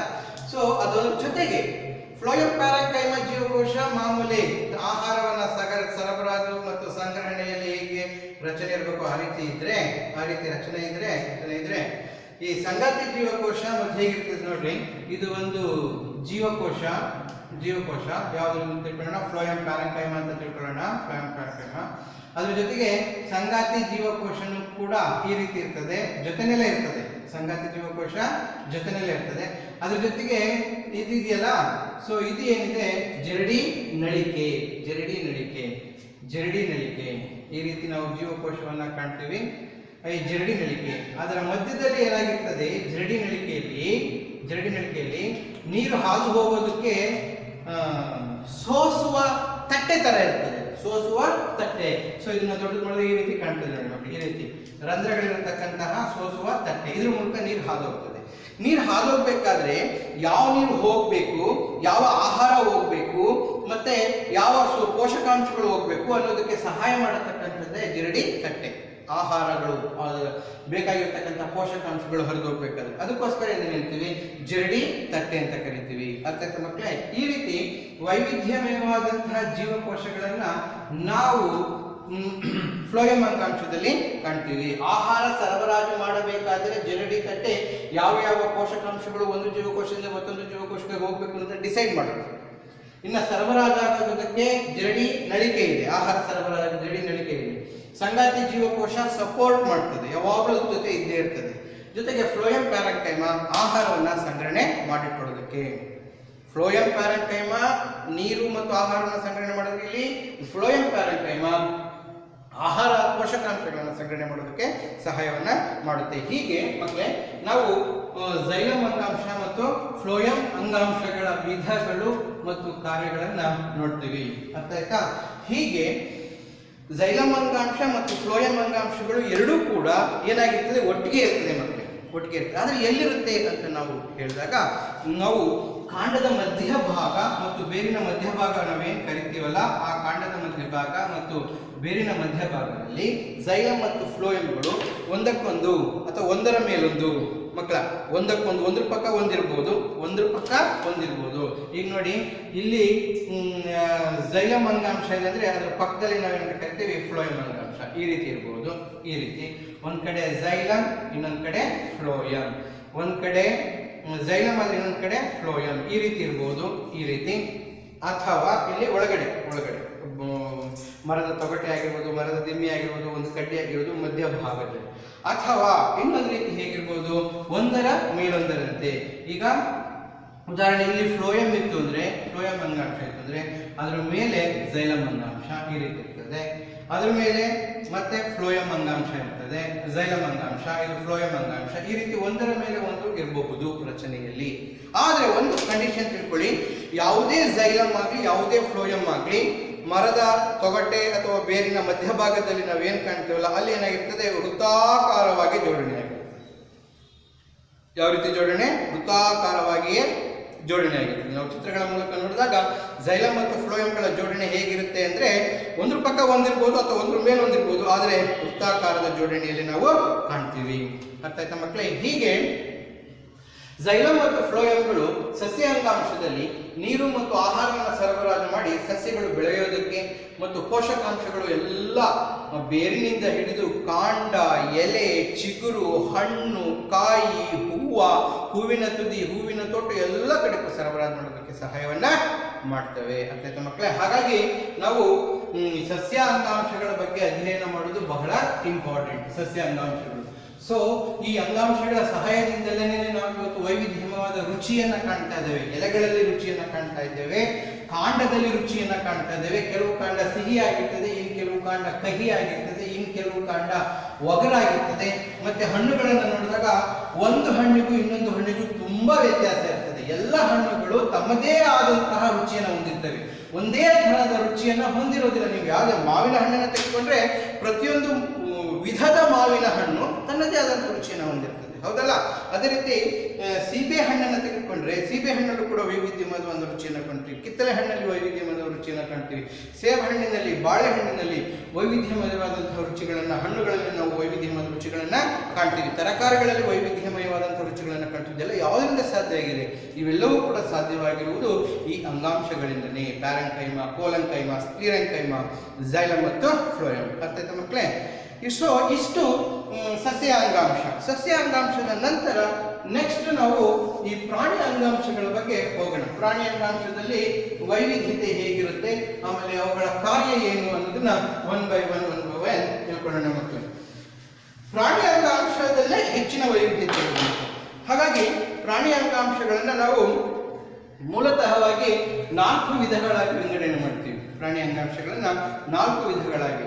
ಒಂದು ಅನುಲೇಪಕ ಅಂಗಾಂಶ, ಮೊದಲನೇದು ಮಕ್ಕಳು ನಾವು ಅಧ್ಯಯನ ಮಾಡೋದಕ್ಕೆ ಶುರು ಮಾಡೋದನ್ನೇ ಅನುಲೇಪಕ ಅಂಗಾಂಶ. ಅನುಲೇಪಕ ಅಂಗಾಂಶ ನಾವೀಗ ಅಧ್ಯಯನ ಮಾಡ್ತಾ ಇರೋದು ಯಾವುದು? ಪ್ರಾಣಿ ಅಂಗಾಂಶಗಳು. ಪ್ರಾಣಿ ಅಂಗಾಂಶ.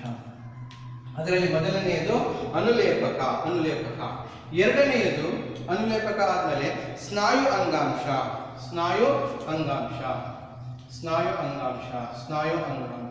ಅನುಲೇಪಕ, ಸ್ನಾಯು ಅಂಗಾಂಶ. ದೆನ್ ಮೂರನೇದು ಸಂಯೋಜಕ ಅಂಗಾಂಶ. ಸಂಯೋಜನೆ ಅರ್ಥನೇ ಕೊಡ್ತದೆ. ಸಂಯೋಜಕ ಅಂಗಾಂಶ. ಇನ್ನು 4ನೇದು ನರ ಅಂಗಾಂಶ. ಮೆದುಳಿನಿಂದ ಮೆದುಳಿನ ಕಾರ್ಯಕ್ಕೆ ಸಹಕರಿಸುವ ಇನ್ನೊಂದು ವೈವಿಧ್ಯಮಯವಾದಂತಹ ಅಂಗಾಂಶವೇ ನರ ಅಂಗಾಂಶ. ನೋಡಿ ಮಕ್ಕಳ, ಪ್ರಾಣಿಗಳಲ್ಲಿ ಮೂಲತಃವಾಗಿ 4 ರೀತಿಯ ಅಂಗಾಂಶಗಳನ್ನು ಕಾಣ್ತೀವಿ. ಅನುಲೇಪಕ ಅಂಗಾಂಶ, ಜೊತೆಗೆ ಸ್ನಾಯು ಅಂಗಾಂಶ, ಮತ್ತೆ ಸಂಯೋಜಕ ಅಂಗಾಂಶ ಮತ್ತು ನರ ಅಂಗಾಂಶ. ಸೊ ಈ ರೀತಿ ನಾವು 4 ಬಗೆಯ ಅಂಗಾಂಶಗಳನ್ನ ಕಾಣ್ತೀವಿ. ಒನ್ ಬೈ ಒನ್ ತಿಳ್ಕೊಳ್ತಾ ಹೋಗೋಣ ಮಕ್ಕಳೇ. ಓಕೆ, ಮೊದಲನೆಯದಾಗಿ ನಾವು ಮಾಡೋದು ಯಾವುದಂದ್ರೆ ಅನುಲೇಪಕ ಅಂಗಾಂಶ ಹೇಗಿರುತ್ತೆ, ಹೇಗೆ ಕಾರ್ಯವನ್ನು ಮಾಡ್ತದೆ ಅನ್ನೋದನ್ನ ನೋಡೋಣ. ಮಕ್ಕಳೇ,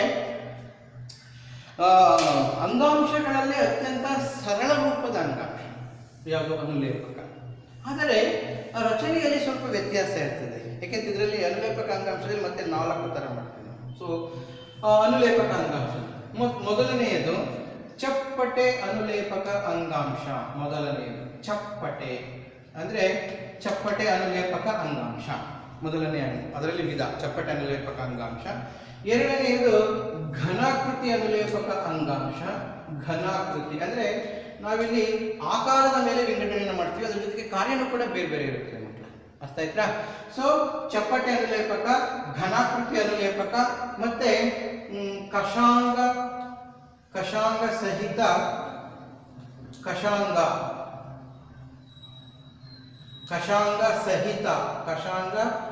ಸಹಿತ ಸ್ತಂಭಾಕೃತಿ ಅನುಲೇಪಕ ಅಂಗಾಂಶ. ಸ್ತಂಭಾಕೃತಿ ಅನುಲೇಪಕ ಅಂಗಾಂಶ. ಲಾಸ್ಟ್ನೇದು ಸ್ತರೀಕೃತ ಅನುಲೇಪಕ ಅಂಗಾಂಶ. ಸ್ತರೀಕೃತ ಒಂದ್ರ ಮೇಲೊಂದು ಅಂತ ಸ್ತರೀಕೃತ ಅನುಲೇಪಕ ಅಂಗಾಂಶ. ನೋಡಿ ಈ ರೀತಿ 4 ವಿಧಗಳು. ಒಂದು ಚಪ್ಪಟೆ ಅನುಲೇಪಕ ಅಂಗಾಂಶ, ಘನಾಕೃತಿ ಅನುಲೇಪಕ ಅಂಗಾಂಶ, ಕಷಾಂಗ ಸಹಿತ ಸ್ತಂಭಾಕೃತಿ ಅನುಲೇಪಕ ಅಂಗಾಂಶ ಮತ್ತು ಸ್ತರೀಕೃತ ಅನುಲೇಪಕ ಅಂಗಾಂಶ. ಮಕ್ಕಳೇ, ಅನುಲೇಪನ ಅನ್ನೋ ಹೆಸರೇ ಸೂಚಿಸುವಂತೆ ಅನುಲೇಪನ ಅಂದ್ರೆ ಎಲ್ಲ ಅಂಗಾಂಗಗಳ ಒಳಗೋಡೆ ಮತ್ತು ಹೊರಗೋಡೆಗಳಲ್ಲಿ ಲೇಪನವಾಗಿರುವುದು ಎಂದರ್ಥ. ಎಲ್ಲ ಅಂಗಾಂಗಗಳ ಒಳಗೋಡೆ, ಅಕ್ಷರ ಕೇಳ್ಕೊಳ್ಳಿ, ಅಂಗಾಂಗಗಳ ಒಳಗೋಡೆ ಮತ್ತು ಹೊರಗೋಡೆಗಳಲ್ಲಿ ಲೇಪಿತವಾಗಿರತಕ್ಕಂತಹ ಅಂಗಾಂಶವನ್ನ ನಾವು ಅನುಲೇಪಕ ಅಂಗಾಂಶ ಅಂತ ಕರಿತೀವಿ. ಹಾಗಾಗಿ ಈ ಪಂಚೇಂದ್ರಿಯಗಳು, ಜ್ಞಾನೇಂದ್ರಿಯಗಳು ಅಂತ ನಾವೇನು ಕರಿತೀವಿ, ಜ್ಞಾನವನ್ನು ಗ್ರಹಿಸೋದಕ್ಕೆ ಅಂತ ನಾವು ಹೇಳಿದಾಗ ಎಲ್ಲ ಕಡೆಯೂ ಕೂಡ ನಾವು ಅನುಲೇಪಕ ಅಂಗಾಂಶವನ್ನ ಕಾಣ್ತೀವಿ. ಎಲ್ಲ ಕಡೆಯೂ ಅನುಲೇಪಕ ಅಂಗಾಂಶ ಇರ್ತದೆ, ಲೇಪನಗೊಂಡಿರುವುದು. ನೋಡಿ, ಚರ್ಮದ ಮೇಲೂ ಕೂಡ ಅನುಲೇಪಕ ಅಂಗಾಂಶ ಇದೆ, ಚರ್ಮದ ಒಳಭಾಗನೂ ಕೂಡ ಅನುಲೇಪಕ ಅಂಗಾಂಶ ಇದೆ, ಅನ್ನನಾಳದ ಒಳಗೋಡೆಗಳು ಎಲ್ಲ ಕಡೆ ಅನುಲೇಪಕ. ಆದರೆ ಯಾವ್ಯಾವ ಅಂಗಾಂಶ ಎಲ್ಲೆಲ್ಲಿ ಇರುತ್ತೆ ಅನ್ನೋದು ನಾವು ಸ್ವಲ್ಪ ನೋಡೋಣ. ಈಗ ನೀವು ಚಪ್ಪಟೆ ಅನುಲೇಪಕ ಅಂಗಾಂಶವನ್ನು ನೋಡಿದಾಗ ಸರಳವಾದಂತಹ ಜೀವಕೋಶಗಳು ಬಹಳ ಚಪ್ಪಟೆಯಾಗಿ ಏನಾಗಿರ್ತದೆ, ಅವು ರಚನೆಯನ್ನು ಹೊಂದಿರ್ತವೆ. ಒಂದೇ ಒಂದು ಪದರದ ರೀತಿ ಇರ್ತದೆ ಮಕ್ಕಳ, ಒಂದೇ ಒಂದು ಪದರದ ರೀತಿ ಇರ್ತದೆ. ಇದನ್ನು ನಾವು ಚಪ್ಪಟೆ ಅನುಲೇಪಕ ಅಂಗಾಂಶ ಅಂತ ಕರಿತೀವಿ. ಇದನ್ನ ನೀವು ನೋಡ್ಬೋದು, ಸೂಕ್ಷ್ಮದರ್ಶಕ ಸಹಾಯದಿಂದ ನೀವು ನೋಡ್ಬೋದು. ಹೇಗೆ? ಒಂದು ಸಣ್ಣ ಚಮಚವನ್ನು ತೆಗೆದುಕೊಂಡು ಬಾಯಿಯ ಒಳಗಡೆಯಿಂದ ಸ್ವಲ್ಪ ಕೆರೆದ್ರೆ ಆ ಚಮಚದಲ್ಲಿ ಸ್ವಲ್ಪ ನೀರಿನ ಜೊತೆ, ನೀರು ಅಂದ್ರೆ ಜೊಲ್ಲು ನಾವೇನು ಕರಿತೀವಲ್ಲ, ಲಾಲಾರಸದ ಜೊತೆ ಕೆಲವು ಜೀವಕೋಶಗಳು ಬರ್ತವೆ. ಅದನ್ನು ಸೂಕ್ಷ್ಮದರ್ಶಕ ಯಂತ್ರದಲ್ಲಿ ನೋಡಿದ್ರೆ ಸರಳವಾಗಿರತಕ್ಕಂತಹ ಚಪ್ಪಟೆ ಅನುಲೇಪಕ ಅಂಗಾಂಶದ ಜೀವಕೋಶಗಳು ಕಾಣ್ತದೆ ಮಕ್ಕಳೇ. ಅದನ್ನು ಚಪ್ಪಟೆ ಅನುಲೇಪಕ ಅಂಗಾಂಶ ಕರಿತೀವಿ. ಎಲ್ಲೆಲ್ಲಿರ್ತದೆ? ನಾನು ಹೇಳಿದ್ನಲ್ಲ, ಎಲ್ಲ ಅಂಗಾಂಗಗಳ ಹೊರಗೋಡೆ ಮತ್ತು ಒಳಗೋಡೆಗಳಲ್ಲಿ ಈ ಅನುಲೇಪಕ ಚಪ್ಪಟೆ ಅನುಲೇಪಕ ಅಂಗಾಂಶವನ್ನ ಕಾಣ್ತೀವಿ ಮಕ್ಕಳೇ. ಓಕೆ, ಇನ್ನ ಘನಾಕೃತಿ ಅಂದಾಗ ನಮಗೆ ಒಂದು ಇಟ್ಟಿಗೆಯ ಆಕಾರದಲ್ಲಿ ಕಂಡು ಬರತಕ್ಕಂತಹ ಈ ರೀತಿಯಾಗಿರತಕ್ಕಂತಹ ಜೀವಕೋಶಗಳನ್ನು ನಾವು ಘನಾಕೃತಿಯ ಜೀವಕೋಶಗಳು ಅಂತ ಕರಿತೀವಿ. ಘನಾಕೃತಿ ಈ ರೀತಿ ಇರತಕ್ಕಂಥದ್ದು ಇಷ್ಟೇ ಹಿಂಗೆ ಇರುತ್ತಂತಲ್ಲ, ಘನಾಕೃತಿ ಘನರೂಪದಲ್ಲಿ ಇರುತ್ತೆ ಅಷ್ಟೇನೆ. ಘನರೂಪದಲ್ಲಿ ಆ ಜೀವಕೋಶಗಳ ಇರ್ತದೆ. ಅದು ಹಿಂಗಾಗುತ್ತೆ, ಹೀಗಾಗುತ್ತೆ. ಘನಾಕೃತಿ ಅನುಲೇಪಕ ಅಂಗಾಂಶ. ಈ ಘನಾಕೃತಿ ಅನುಲೇಪಕ ಅಂಗಾಂಶಗಳು ಕೆಲವು ಜಾಗದಲ್ಲಿ ತುಂಬಾ ಹೆಚ್ಚಾಗಿ ಕಾಣ್ತವೆ. ಈಗ ಉದಾಹರಣೆ, ಮೂತ್ರಪಿಂಡದ ನಾಳಗಳೇನಿದೆಯಲ್ಲ, ನಾಳ, ಅದರಲ್ಲಿ ನಾಳದಲ್ಲಿ ಮೂತ್ರಪಿಂಡದ ನಾಳ ಹೆಚ್ಚಾಗಿ ಕಾಣ್ತೀವಿ. ಮೂತ್ರಪಿಂಡದ ನಾಳದಲ್ಲಿ ನಾವು ಘನಾಕೃತಿ ಅನುಲೇಪಕ ಅಂಗಾಂಶವನ್ನ ಕಾಣ್ತೀವಿ. ಅದ್ರ ಜೊತೆಗೆ ಲಾಲಾಗ್ರಂಥಿಗಳ ನಾಳದಲ್ಲಿ ನಾಳದಲ್ಲಿ ನಾವು ಘನಾಕೃತಿ ಅನುಲೇಪಕ ಅಂಗಾಂಶವನ್ನ ಕಾಣ್ತೀವಿ. ಇನ್ನ ನಮ್ಮ ದೇಹದಲ್ಲಿ ಗ್ರಂಥಿಗಳಂತ ಏನಿದೆ, ಮೇದೋಜೀರಕ ಗ್ರಂಥಿ, ಲಾಲಾ ಗ್ರಂಥಿ, ಯಕೃತ್ ಇರಬಹುದು, ಜಠರ ಇರಬಹುದು, ಇವೇನು ಗ್ರಂಥಿಗಳಿವೆ ಆ ಎಲ್ಲಾ ಗ್ರಂಥಿಗಳಲ್ಲೂ ಗ್ರಂಥಿಗಳನ್ನು 2 ಭಾಗ ಮಾಡ್ತೀವಿ ಮಕ್ಕಳೇ, ನಾಳ ಗ್ರಂಥಿ ಮತ್ತು ನಿರ್ನಾಳ ಗ್ರಂಥಿಗಳು ಅಂತವ. ಸೊ ಈ ಗ್ರಂಥಿಗಳು ಅಂತ ನಾವೇನು ಕರಿತೀವಿ, ಆ ಎಲ್ಲಾ ಗ್ರಂಥಿಗಳಲ್ಲೂ ನಾವು ಘನಾಕೃತಿ ಅನುಲೇಪಕ ಅಂಗಾಂಶವನ್ನ ಕಾಣ್ತೀವಿ. ಎಲ್ಲ ಗ್ರಂಥಿಗಳು ಘನಾಕೃತಿ ಅನ್ನುಲೇಪಕ. ಯಾಕೆಂದ್ರೆ ಅದು ಸ್ರವಿಸುವಿಕೆಯ ಕಾರ್ಯವನ್ನು ಮಾಡುತ್ತೆ, ಸ್ರವಿಸುವಿಕೆಯ ಕಾರ್ಯವನ್ನು. ಈಗ ನೋಡಿ, ಲಾಲಾರಸ ಲಾಲಾ ಗ್ರಂಥಿಯಿಂದ ಬಿಡುಗಡೆ ಆಗ್ತದೆ, ಮೇದೋಜೀರಕ ರಸದಿಂದ ಮೇದೋಜೀರಕ ಗ್ರಂಥಿಯಿಂದ ಬಿಡುಗಡೆ ಆಗ್ತದೆ. ಆ ಬಿಡುಗಡೆ ಮಾಡತಕ್ಕಂಥ ಕಾರ್ಯವನ್ನು ಮಾಡತಕ್ಕಂಥ ಜೀವಕೋಶಗಳ ಗುಂಪು, ಅವುಗಳ ರಚನೆ ಸ್ವಲ್ಪ ವ್ಯತ್ಯಾಸ ಇರ್ತದೆ, ಚಪ್ಪಟೆ ಮತ್ತು ಘನಾಕೃತಿ. ಅರ್ಥ ಆಯ್ತಾ ಮಕ್ಕಳೇ? ಹೀಗೆ ಮೂತ್ರಪಿಂಡದ ನಾಳ ಆಗಿರ್ಬೋದು, ಲಾಲಾ ಗ್ರಂಥಿಗಳ ನಾಳ ಆಗಿರ್ಬೋದು, ಅಥವಾ ಎಲ್ಲ ಗ್ರಂಥಿಗಳಲ್ಲಿ ಈ ಸ್ರವಿಸುವ ಕಾರ್ಯವನ್ನ, ಬಿಡುಗಡೆ ಮಾಡುವ ಕಾರ್ಯವನ್ನ, ರಸಗಳನ್ನು ಬಿಡುಗಡೆ ಮಾಡುವ ಕಾರ್ಯವನ್ನ ಈ ಘನಾಕೃತಿ ಅನುಲೇಪಕ ಅಂಗಾಂಶಗಳು ಮಾಡ್ತದೆ. ಇನ್ನ ಕಷಾಂಗ ಸಹಿತ ಸ್ತಂಭಾಕೃತಿ ಅನುಲೇಪಕ ಅಂಗಾಂಶ, ಇದನ್ನು ನಾವು ಹೆಚ್ಚಾಗಿ ಏನಾಗ್ತದೆ, ಈ ಸಣ್ಣ ಕರುಳು, ಅದರ ಜೊತೆಗೆ ಕೋಶ ಒಳಭಿತ್ತಿ ಏನಿದೆ, ಕರುಳಿನ ಒಳಭಿತ್ತಿ, ಸಣ್ಣ ಕರುಳು ನಲ್ಲಿ ಹೆಚ್ಚಾಗಿ ಮಾತ್ರ ಇರ್ತವೆ. ಸಣ್ಣ ಕರುಳಿನ ಒಳ ಭಿತ್ತಿಯಲ್ಲಿ ಸ್ತಂಭಾಕೃತಿ ಹೇಗಿರ್ತದೆ ನೋಡಿ, ತೋರಿಸೋದ್ರಿಂದ ಸ್ತಂಭಾಕೃತಿ ಈ ರೀತಿ ಇರ್ತದೆ. ಸ್ತಂಭಾಕೃತ ಆಕಾರದಲ್ಲಿ ಈ ರೀತಿ ಜೀವಕೋಶಗಳಿರ್ತದೆ. ಜೀವಕೋಶಗಳ ಜೊತೆಗೆ ನ್ಯೂಕ್ಲಿಯಸ್ ಇದ್ದೇ ಇರ್ತದೆ. ಇದು ಸ್ತಂಭಾಕೃತಿ ಆಯಿತು.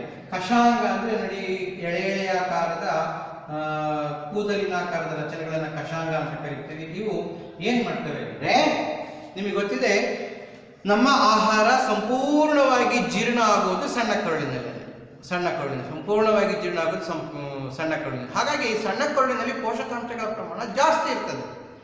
ಸಣ್ಣ ಕರುಳಿನಲ್ಲಿರ್ತಕ್ಕಂಥ ಪೋಷಕಾಂಶಗಳನ್ನ ಹೀರ್ಕೋಬೇಕಲ್ಲ, ರಕ್ತಗತವಾಗಬೇಕಲ್ಲ. ಆ ರಕ್ತಗತವಾಗೋದಕ್ಕೆ, ಹೀರ್ಕೊಳ್ಳೋದಕ್ಕೆ ಈ ಕಷಾಂಗಗಳು ಸಹಾಯವನ್ನ ಮಾಡ್ತವೆ. ಅರ್ಥ ಆಯ್ತಲ್ಲ? ಅದನ್ನ ವಿಲ್ಲೈಗಳು ಅಂತಲೂ ಕೂಡ ಕರಿತೀವಿ. ಅರ್ಥ ಆಯ್ತಲ್ಲ?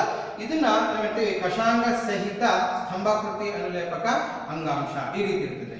ಇನ್ನ ಸ್ತರೀಕೃತ ಅಂತ ನಾವು ಹೇಳಿದಾಗ ಇದು ಚರ್ಮದ ಮೇಲೆ ಜಾಸ್ತಿ. ಯಾಕೆ ಅದು ಸ್ತರೀಕೃತ ಅಂದ್ರೆ ಇನ್ನೇನಿಲ್ಲ, ಸ್ತರೀಕೃತದಲ್ಲಿ ಒಂದು ಪದರದ ಮೇಲೆ ಇನ್ನೊಂದು ಪದರ. ಈಗ ಉದಾಹರಣೆ, ಇದೊಂದು ಪದರದ ಜೀವಕೋಶಗಳು ಅಂದ್ಕೊಳ್ಳಿ, ಇದೊಂದು ಪದರದ ಜೀವಕೋಶ, ಮತ್ತೆ ಇದೊಂದು ಪದರದ ಜೀವಕೋಶಗಳು, ಇದೊಂದು ಪದರದ ಜೀವಕೋಶಗಳು, ಮತ್ತೆ ಮೇಲ್ಗಡೆ ಒಂದು ಪದರದ ಜೀವಕೋಶಗಳು, ಮೇಲ್ಗಡೆ ಒಂದು ಪದರದ ಜೀವಕೋಶ, ಮತ್ತೆ ಮೇಲ್ಗಡೆ ಒಂದು ಪದರದ ಜೀವಕೋಶಗಳು. ಈ ರೀತಿ ಒಂದು ಪದರದ ಮೇಲೆ ಪದರದ ಜೀವಕೋಶಗಳನ್ನು ನಾವು ಕಾಣ್ತೀವಿ. ಇದನ್ನ ಸ್ತರೀಕೃತ, ಸ್ತರ, ಒಂದು ಮೇಲ್ಮೈನಲ್ಲಿ ಒಂದು ಸ್ತರದಿಂದ ಇನ್ನೊಂದು ಸ್ತರ ಅಂತ ಹೇಳ್ತೀವಿ, ಸ್ತರೀಕೃತ. ಯಾಕೆ ಇದನ್ನ ಸ್ತರೀಕೃತ?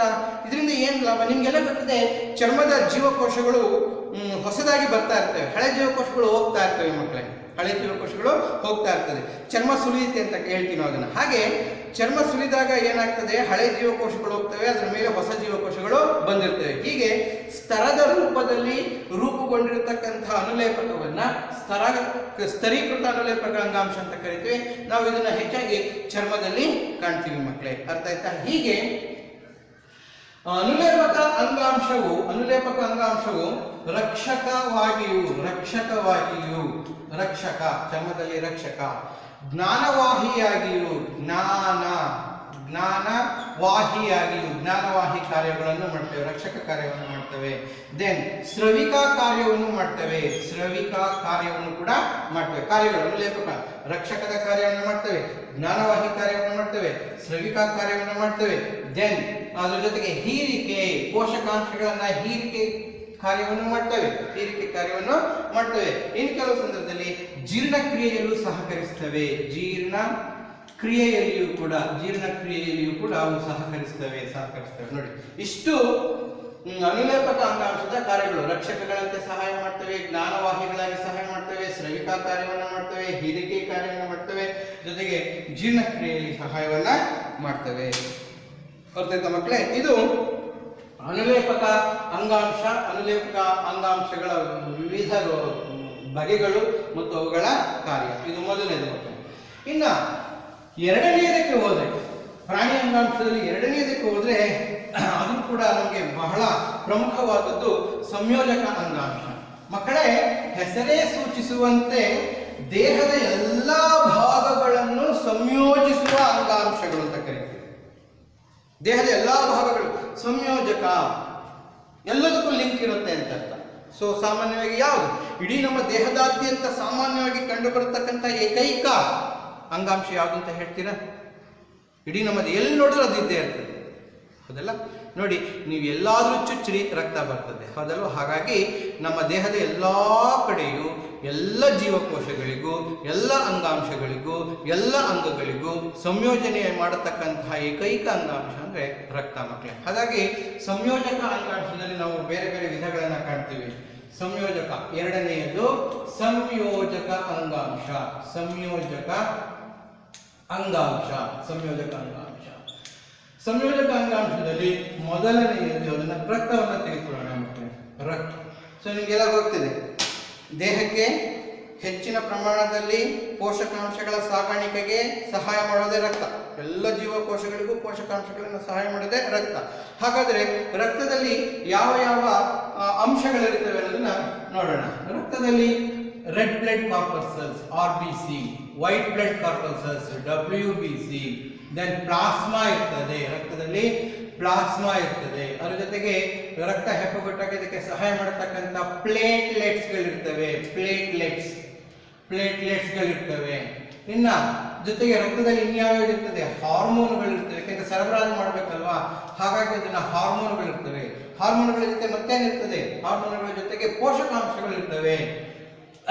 ಹಾರ್ಮೋನ್ಗಳ ಜೊತೆಗೆ ಬೇರೆ ಬೇರೆ ಅಂಗಗಳಿಗೆ ಅವಶ್ಯಕವಾಗಿ ಪೂರೈಸತಕ್ಕಂತಹ ಪೋಷಕಾಂಶಗಳಿರ್ತದೆ, ನೀರಿನ ಪ್ರಮಾಣ ಇರ್ತದೆ. ಹೀಗೆ ನಾವು ರಕ್ತದಲ್ಲಿ ಇರತಕ್ಕಂಥ ಘಟಕಗಳು ಅವುಗಳನ್ನ ಕಾಣ್ತೀವಿ. ಹಾಗಾಗಿ ರೆಡ್ ಬ್ಲಡ್ ಕಾರ್ಪಸ್ಕಲ್ಸ್ ಮತ್ತು ವೈಟ್ ಬ್ಲಡ್ ಕಾರ್ಪಸ್ಕಲ್ಸ್ ಏನಿದೆ ಅದನ್ನ ಕೆಂಪು ರಕ್ತ ಕಣಗಳು ಮತ್ತು ಬಿಳಿ ರಕ್ತ ಕಣಗಳು ಪ್ರಮುಖ. ಕೆಂಪು ರಕ್ತ ಕಣಗಳು ಆಹಾರದ ಸರಬರಾಜು, ಆಮ್ಲಜನಕದ ಸರಬರಾಜಿಗೆ, ಅಂದ್ರೆ ಆಹಾರ ಅಂದ್ರೆ ಪೋಷಕಾಂಶ ಅಂತ ತಿಳ್ಕೊಳ್ಳಿ, ಪೋಷಕಾಂಶಗಳ ಸರಬರಾಜಿಗೆ, ಹಾರ್ಮೋನುಗಳ ಸರಬರಾಜಿಗೆ, ಅದರ ಜೊತೆಗೆ ಬೇರೆ ಬೇರೆ ನಾವು ತೆಗೆದುಕೊಂಡಂಥ ಔಷಧಗಳ ಸರಬರಾಜಿಗೆ ರೆಡ್ ಬ್ಲಡ್ ಕಾರ್ಪಸ್ಕಲ್ಸ್, ಆಮ್ಲಜನಕದ ಸಾಗಾಣಿಕೆಗೆ ಕೆಂಪು ರಕ್ತ ಕಣಗಳು ಬೇಕು.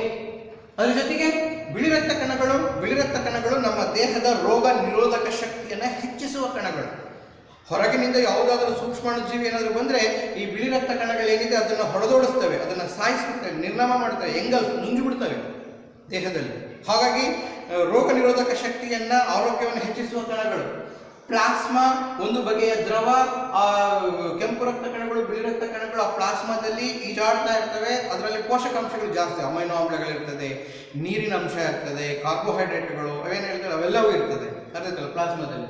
ಇನ್ನು ಪ್ಲೇಟ್ಲೆಟ್ಸ್ ಏನಿದೆ, ಇದು ನಮ್ಮ ರಕ್ತ ಹೆಪ್ಪುಗಟ್ಟೋದಕ್ಕೆ ಸಹಾಯ ಮಾಡತಕ್ಕಂತಹ ಒಂದು ಅಂಶ, ರಕ್ತದಲ್ಲಿರ್ತಕ್ಕಂಥ ಒಂದು ಅಂಶ ಪ್ಲೇಟ್ಲೆಟ್ಸ್.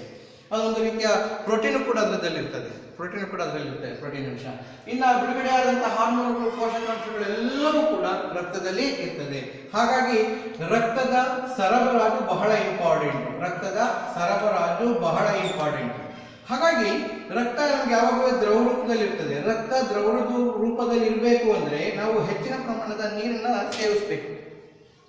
ನೀರನ್ನ ಹೆಚ್ಚಿನ ಪ್ರಮಾಣದಲ್ಲಿ ಸೇವಿಸುವ ಆರೋಗ್ಯವಂತ ಮನುಷ್ಯ ದಿನಕ್ಕೆ 4 ರಿಂದ 5 ಲೀಟರ್ ನೀರನ್ನು ಕುಡಿಬೇಕು. ಸೊ ಈ ರೀತಿ ನಾವು ನೀರನ್ನು ಕುಡಿದಾಗ ರಕ್ತ ದ್ರವ ರೂಪದಲ್ಲಿದ್ದರೆ ತುಂಬ ಯಾವುದೇ ರೀತಿಯಾದಂತಹ ತೊಂದರೆ ಇಲ್ಲದೆ ರಕ್ತನಾಳಗಳಲ್ಲಿ ಆರಾಮಾಗಿ ಹರಿದಾಡುತ್ತೆ, ಸೋಸಲ್ಪಡುತ್ತದೆ, ಮೂತ್ರ ಉತ್ಪಾದನೆಯಲ್ಲಿ ಸಹಕರಿಸುತ್ತದೆ. ಹಾಗಾಗಿ ದ್ರವರೂಪದ ರಕ್ತ ಸರಬರಾಜಾಗಬೇಕಾದ್ರೆ ನಾವು ಹೆಚ್ಚಿನ ಪ್ರಮಾಣದಲ್ಲಿ ಒಂದು ನಿಗದಿತ ಪ್ರಮಾಣದ ನೀರನ್ನು ನಾವು ಸೇವಿಸಲೇಬೇಕು. ರಕ್ತ ಸಂಚಾರ ನಮ್ಮ ದೇಹಕ್ಕೆ ಬಹಳ ಪ್ರಮುಖವಾದದ್ದು, ನಮ್ಮ ದೇಹಕ್ಕೆ ರಕ್ತ ಸಂಚಾರ. ಹಾಗಾಗಿ ಇದನ್ನು ನಾವು ಸಂಯೋಜಕ ಅಂಗಾಂಶ, ಎಲ್ಲ ಕಡೆನೂ ಸಂಯೋಜನೆಯನ್ನು ಕೊಡುತ್ತೆ, ಒಂದಕ್ಕೊಂದು ಲಿಂಕ್ ಅನ್ನು ಕೊಡುತ್ತೆ ಅಂತ ಕರಿತೀವಿ ಮಕ್ಕಳೇ. ಸೊ ಇದು ರಕ್ತ. ಇನ್ನು ಹೆಚ್ಚಿನ ಪ್ರಮಾಣದನ್ನ ಬೇರೆ ಕಡೆ ನಾವು ತಿಳ್ಕೊಳ್ಳೋಣ. ಸಂಯೋಜಕ ಅಂಗಾಂಶದಲ್ಲಿ ರಕ್ತ ಒಂದು ಉತ್ತಮವಾದ ಸಂಯೋಜಕ ಅಂಗಾಂಶ. ರಕ್ತವನ್ನು ಬಿಟ್ಟರೆ ಸಂಯೋಜಕ ಅಂಗಾಂಶದಲ್ಲಿ ಎರಡನೆಯದು ಸಂಯೋಜಕ ಅಂಗಾಂಶ ಅಂದ್ರೆ ಮೂಳೆ ಮಕ್ಕಳೇ. ಎರಡನೆಯದು ಮೂಳೆ. ನೋಡಿ, ಇಡೀ ನಮ್ಮ ದೇಹದ ಸ್ನಾಯು ಮತ್ತು ಮಾಂಸಗಳಿಗೆ ಆಧಾರವಾಗಿ ಬೇಕಾಗಿರೋದು ಏಕೈಕ ಅಂಗಾಂಶ ಮೂಳೆ. ಅರ್ಥ ಆಯ್ತಾ ಮಕ್ಕಳೇ? ಸೊ ಮೂಳೆಯ ರಚನೆಯನ್ನು ನಾವು ಕಂಡ್ರೆ ಮೂಳೆ ಹೆಚ್ಚಾಗಿ ಕ್ಯಾಲ್ಸಿಯಂ ಮತ್ತು ರಂಜಕದಿಂದ ರಚನೆ ಆಗಿದೆ. ಮೂಳೆ ಕ್ಯಾಲ್ಸಿಯಂ ಮತ್ತು ರಂಜಕದಿಂದ ರಚನೆ ಆಗಿದೆ. ಈ ಇನ್ನೊಂದು ಇಂಪಾರ್ಟೆಂಟ್ ಏನು ಅಂದರೆ, ನಾವು ಈ ಮೂಳೆ ಅಂಗಾಂಶ ಆಧಾರವನ್ನು ಕೊಡುವುದರ ಜೊತೆಗೆ ಜೊತೆಗೆ ಮೂಳೆಯ ಮಧ್ಯದಲ್ಲಿ ಒಂದು ಜಾಗ ಇರುತ್ತೆ, ಪ್ರದೇಶ ಇರ್ತದೆ. ಆ ಜಾಗ ಇರತಕ್ಕಂಥ ಪ್ರದೇಶವನ್ನು ಏನಂತ ಕರಿತೀವಿ ಅಂದರೆ ಮೂಳೆ ಮಜ್ಜೆ ಅಂತ ಕರಿತೀವಿ. ಮೂಳೆ ಮೂಳೆ ಮಜ್ಜೆ. ಮೂಳೆ ಮಜ್ಜೆ ಅಂತ ಕರಿತೀವಿ ಮಕ್ಕಳೇ. ಈ ಮೂಳೆ ಮಜ್ಜೆಯಲ್ಲಿ ರಕ್ತ ಉತ್ಪತ್ತಿಯಾಗ್ತದೆ. ಬಿಳಿ ರಕ್ತ ಕಣಗಳು, ಕೆಂಪು ರಕ್ತ ಕಣಗಳು ಉತ್ಪತ್ತಿಯಾಗುವುದೇ ಮೂಳೆ ಮಜ್ಜೆಯಲ್ಲಿ. ಹಾಗಾಗಿ ನಾವು ಮೂಳೆಯನ್ನ ಆರೋಗ್ಯವಾಗಿಟ್ಕೋಬೇಕು. ಹಾಗಾಗಿ ಕ್ಯಾಲ್ಸಿಯಂ ಭರಿತ ಮತ್ತು ರಂಜಕಯುಕ್ತ ಆಹಾರಗಳನ್ನು ನಾವು ಸೇವಿಸಬೇಕು. ಕ್ಯಾಲ್ಸಿಯಂ ಭರಿತವಾದಂತಹ ಹಾಲನ್ನು ಚೆನ್ನಾಗಿ ಕುಡಿಬೇಕು, ಮೊಟ್ಟೆಯನ್ನು ಚೆನ್ನಾಗಿ ಸೇವಿಸಬೇಕು ಅಥವಾ ಮೊಟ್ಟೆಯನ್ನು ತಿನ್ನಬೇಕು, ಅಥವಾ ಕ್ಯಾಲ್ಸಿಯಂ ಮತ್ತು ರಂಜಕಗಳಿರತಕ್ಕಂತಹ ಆಹಾರ ಪದಾರ್ಥಗಳನ್ನು ಸೇವಿಸಬೇಕು. ಆಗ ಮಾತ್ರ ಮೂಳೆ ಆರೋಗ್ಯಕರವಾಗಿ ಬೆಳೆಯೋದಕ್ಕೆ ಸಾಧ್ಯ. ಇಂತಹ ಮೂಳೆ ಮಜ್ಜೆಯಲ್ಲಿ ನಮ್ಗೆ ಏನಾಗ್ತದೆ, ರಕ್ತದ ಉತ್ಪಾದನೆ ಆಗುತ್ತೆ. ಅತ್ಯಂತ ಮಕ್ಕಳೇ, ಹಾಗಾಗಿ ಮೂಳೆಯನ್ನು ಕೂಡ ಒಂದು ಸಂಯೋಜಕ ಅಂಗಾಂಶ ಅಂತ ನಾವು ಕರಿತೀವಿ. ಇಲ್ಲಿ ಕಠಿಣವಾಗಿದ್ದರೂ ಕೂಡ ಆ ಮೂಳೆ ಮಜ್ಜೆಯಲ್ಲಿ ಉತ್ಪತ್ತಿಯಾಗತಕ್ಕಂಥ ರಕ್ತ ಬಂದು ರಕ್ತನಾಳವನ್ನು ಸೇರಿ, ರಕ್ತನಾಳದಿಂದ ಹೃದಯವನ್ನು ಸೇರಿ, ಹೃದಯದಿಂದ ನಮ್ಮ ದೇಹದ ಎಲ್ಲ ಭಾಗಗಳಿಗೂ ಹರಿದಾಡ್ತದೆ. ಈ ರೀತಿ ಹರಿದಾಡಬೇಕಾದರೆ ಪೋಷಕಾಂಶಗಳನ್ನು ಮಿಕ್ಸ್ ಮಾಡಬೇಕಲ್ಲ, ಅದರಲ್ಲಿ ನಮಗೆ ಯಕೃತ್ತು ಏನು ಮಾಡ್ತದೆ, ಪಿತ್ತಕೋಶ ಅಥವಾ ಯಕೃತ್ತು ಏನಕ್ಕೆ ಸಹಾಯವನ್ನು ಮಾಡುತ್ತೆ. ಹಾಗಾಗಿ ಮಕ್ಕಳೇ, ಮೂಳೆಯ ಪಾತ್ರನೂ ಕೂಡ ಮಹತ್ವದೆ. ನಮಗೆ ಆಕಾರನೇ ಇರ್ತಿರಲಿಲ್ಲ ಅಂತ ನಮಗೆ ಅನ್ನೋದಕ್ಕಿಂತ ಪ್ರಾಣಿಗಳಿಗೆ ಅಂದ್ಬಿಡೋಣ. ಮೂಳೆ ಇರುವ ಎಲ್ಲ ಪ್ರಾಣಿಗಳಿಗೂ ಒಂದು ನಿರ್ದಿಷ್ಟವಾದ ಆಕಾರ ಬರೋದಕ್ಕೆ ಮೂಳೆ ಎಂಬ ಸಂಯೋಜಕ ಅಂಗಾಂಶವೇ ಕಾರಣ. ಓಕೆ ಮಕ್ಕಳು.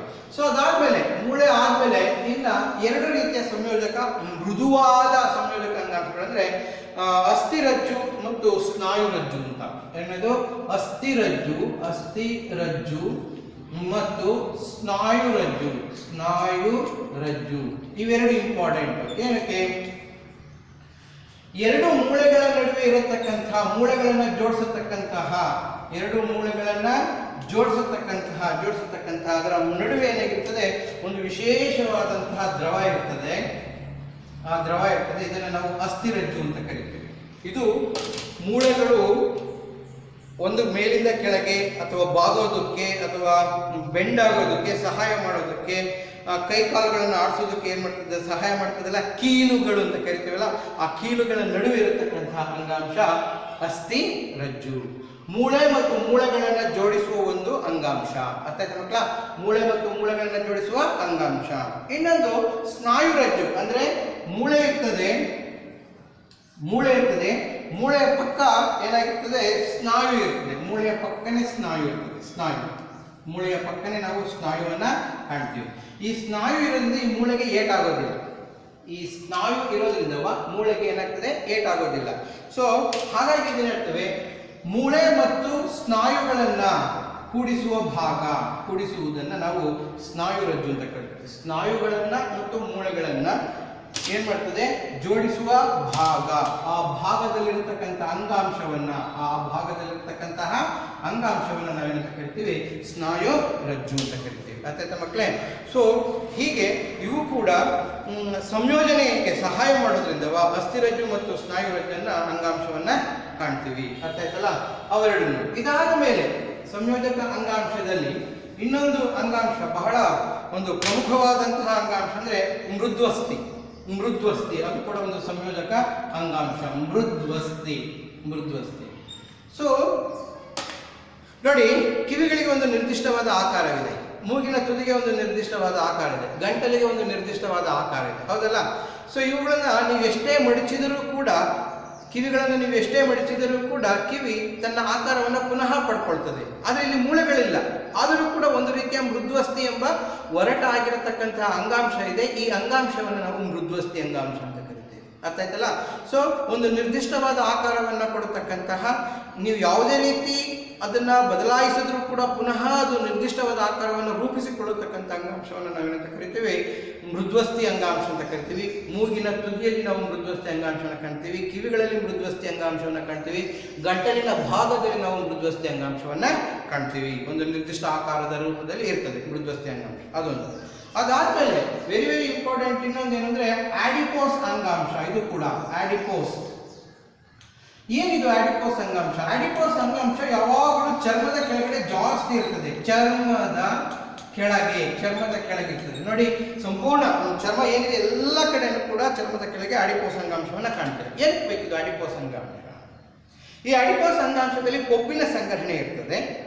ಈ ಕೊಬ್ಬಿನ ಸಂಗ್ರಹಣೆ ಏನಕ್ಕೆ ಬೇಕು ಅಂದರೆ, ಜೀವಿಯೊಂದು ಉಪವಾಸದ ಸಂದರ್ಭದಲ್ಲಿ ತನ್ನ ದೇಹದಲ್ಲಿ ಆಹಾರದ ಸರಬರಾಜು ಇಲ್ಲ ಅಂದಾಗ ಆ ಕೊಬ್ಬಿನ ಅಂಶವನ್ನು ಬಳಸ್ಕೊಳ್ತೇವೆ.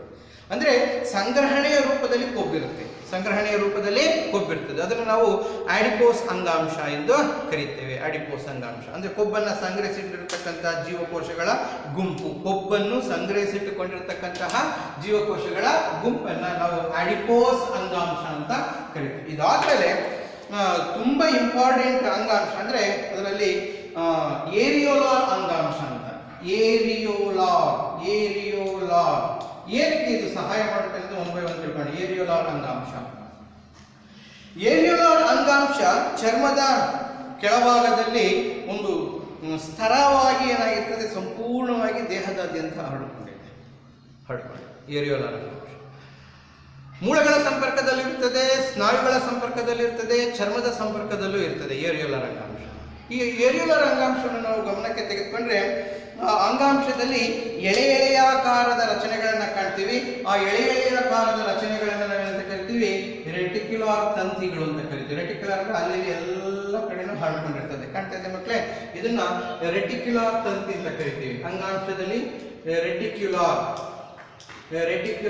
ತಂತಿ ಅಂತ ಕಾಣ್ತೀವಿ. ಒಂದು ರೆಟಿಕ್ಯುಲಾರ್ ತಂತಿ, ಇವು ದೃಢತೆಯನ್ನು ಕೊಡೋದಕ್ಕೆ, ಸಪೋರ್ಟ್ ಅನ್ನು ಕೊಡೋದಕ್ಕೆ ಸಹಾಯವನ್ನ ಮಾಡ್ತವೆ. ಇನ್ನು ಅದಾದ್ಮೇಲೆ ನಮಗೆ ಕಂಡು ಬರತಕ್ಕಂತಹ ಇನ್ನೊಂದು ತಂತು ಅಂದ್ರೆ ಕೊಲಾಜಿನ್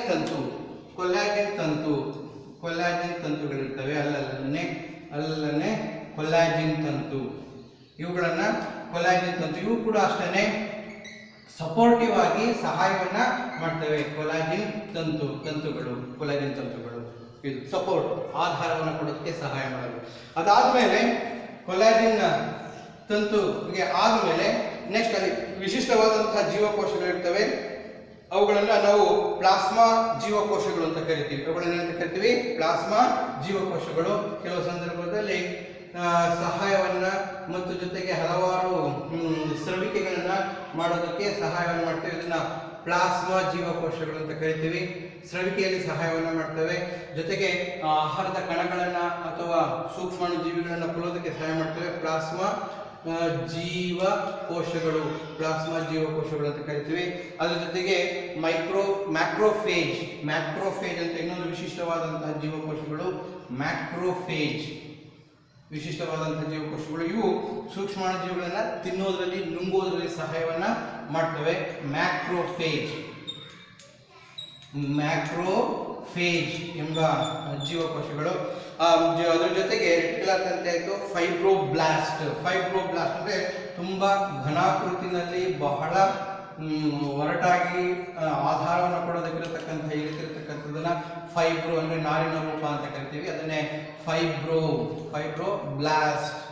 ಫೈಬ್ರೋಬ್ಲಾಸ್ಟ್ಗಳಿಂದ ಕರಿತೀವಿ. ಈ ರೀತಿ ರಚನೆಯನ್ನ ಹೊಂದಿದ್ದು ಒಂದೇ ಒಂದು ಇಂಪಾರ್ಟೆಂಟ್ ಕೆಲಸ ಏನಂದ್ರೆ, ಈ ಏರಿಯೋಲಾರ್ ಅಂಗಾಂಶದ ಕೆಲಸ ಏನಂದ್ರೆ, ಅದು ಪ್ಲಾಸ್ಮಾ ಜೀವಕೋಶ ಆಗಿರ್ಬೋದು, ರೆಟಿಕ್ಯುಲಾರ್ ತಂತಿ ಆಗಿರ್ಬೋದು, ಕೊಲಾಜಿನ್ ತಂತು, ಮ್ಯಾಕ್ರೋಫೇಜು, ಫೈಬ್ರೋಬ್ಲಾಸ್ಟ್ಗಳು ಏನಿದಾವಲ್ಲ, ಇವು ಎಲ್ಲವೂ ಸೇರಿ ಜೀವಕೋಶಗಳಿಗೆ ಅವಶ್ಯಕವಾಗಿರತಕ್ಕಂಥ ಪೋಷಕಾಂಶಗಳೇ ಹಾದು ಹೋಗುವ ಹಾಗೆ ಮಾಡ್ತವೆ. ನೋಡಿ ಎಷ್ಟು ಚೆನ್ನಾಗಿದೆ, ಎಲ್ಲವೂ ಸೇರಿ ಅರೈತಲ್ಲ. ಒಂದಲ್ಲ ಒಂದು ರೀತಿಯಾದಂಥಲ್ಲಿ ಈ ಏರಿಯೋಲಾರ್ ಅಂಗಾಂಶ ಸೆಲೆಕ್ಟಿವ್ ಅನ್ನೋದನ್ನ ತುಂಬಾ ಪ್ರಮುಖ ಪಾತ್ರವನ್ನ ವಹಿಸ್ತದೆ. ಅಷ್ಟೇ ಅಲ್ಲ, ಜೀವಕೋಶದ ಒಳಗಡೆ ಈ ಯಾವುದಾದ್ರೂ ಒಂದು ಸೂಕ್ಷ್ಮಾಣು ಜೀವಿ ಬಂದರೆ ಅದು ಬಂದಿರತಕ್ಕಂಥ ಸೂಕ್ಷ್ಮಾಣು ಜೀವಿ ಅಂತಹದ್ದು ಅದು ಜೀವಕೋಶಗಳಿಗೆ ಲಾಭವೇ ಅಥವಾ ಅನಾರೋಗ್ಯವನ್ನು ಉಂಟು ಮಾಡುತ್ತೆ ಅನ್ನೋದನ್ನು ನೋಡಿ ಏನಾಗಿರ್ತದೆ, ಈ ಮ್ಯಾಕ್ರೋಫೇಜ್ ಅಂತ ನಾವೇನು ಕರಿತೀವಿ, ಭಕ್ಷಕ ಕೋಶಗಳು ಅಂತ ಕರಿತೀವಿ ಕನ್ನಡದಲ್ಲಿ, ಅವೇನಾಗ್ತವೆ, ನುಂಗ್ ಹಾಕಿಬಿಡ್ತವೆ. ಹಾಗಾಗಿ ಸೆಲೆಕ್ಟಿವ್ನೆಸ್ ಎಂಬುದು ಆಯ್ದುಕೊಂಡು ಕಾರ್ಯವನ್ನು ನಿರ್ವಹಿಸತಕ್ಕಂಥ ಕಾರ್ಯವನ್ನ